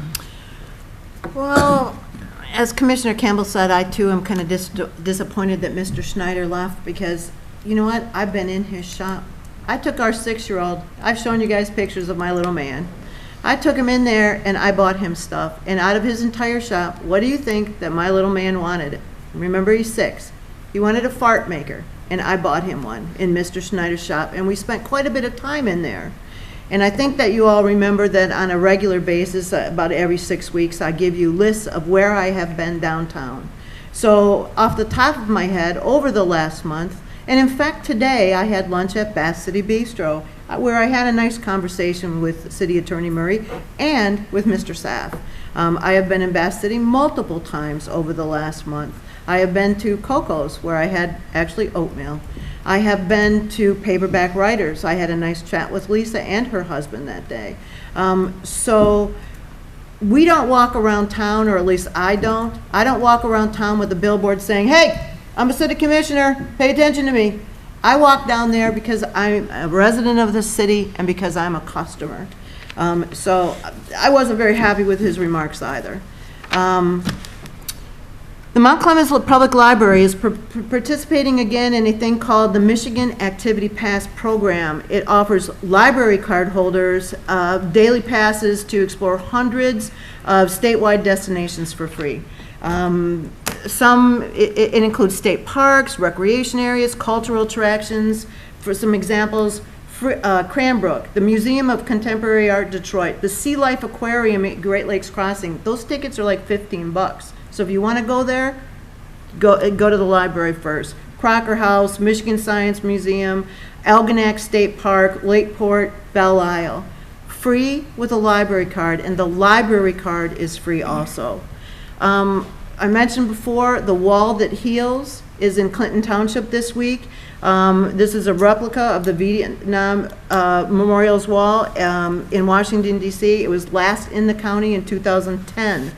The open ceremony is Thursday at 6 with the rifle volley, the singing of the national anthem, the Pledge of Allegiance, and a blessing of the wall by the Native American Veterans Association. Names of the 149 fallen from Macomb County will be read Friday at 7. Closing ceremony, Memorial Day at 4. I think it's a fitting place to honor our veterans, and keep in mind that Mount Clemens has approximately 42 to 45 100% disabled veterans that are exempt from property taxes. So we have veterans here in the city that we should be honoring also. Remind you that the farmers market is now open Fridays and Saturdays from 7 to 1. And I want to say also to Donna Barrett, who phoned me after our last city commission meeting. Donna, thanks for listening, thanks for watching, thanks for your comments. It's really good to talk to a resident of the city who can't make the meetings but participates anyway. Thank you. Thank you. Commissioner Bunton. Just a brief comment, actually. Wished everybody a very safe Memorial Day weekend. Always remember the men and women that died in service, just that we can have the feeling of being protected. Remember also your friends and your relatives that have passed away as well. It's always good to have a day of remembrance. And for Commissioner Wisdom of the day or tonight, control your own destiny or someone else will. And that's by Jack Welch. With that, we'll say good night. Okay, my turn. I just want to say a few words about the budget. I've been on the commission now for almost 10 years, and this is the most difficult budget time I ever remember going through. But we are on the cusp of having a balanced budget for the first time in several years, and so I am hopeful that the budget will be approved at our next meeting. I also would like to send get well wishes to Gary Blash. I hope he has a quick recovery and that we have a full commission at our June 1st meeting. Other than that, thanks for listening, everyone. Thanks to all of you who have sat through this whole long meeting, and have a good evening and a great week. Support. Meeting adjourned.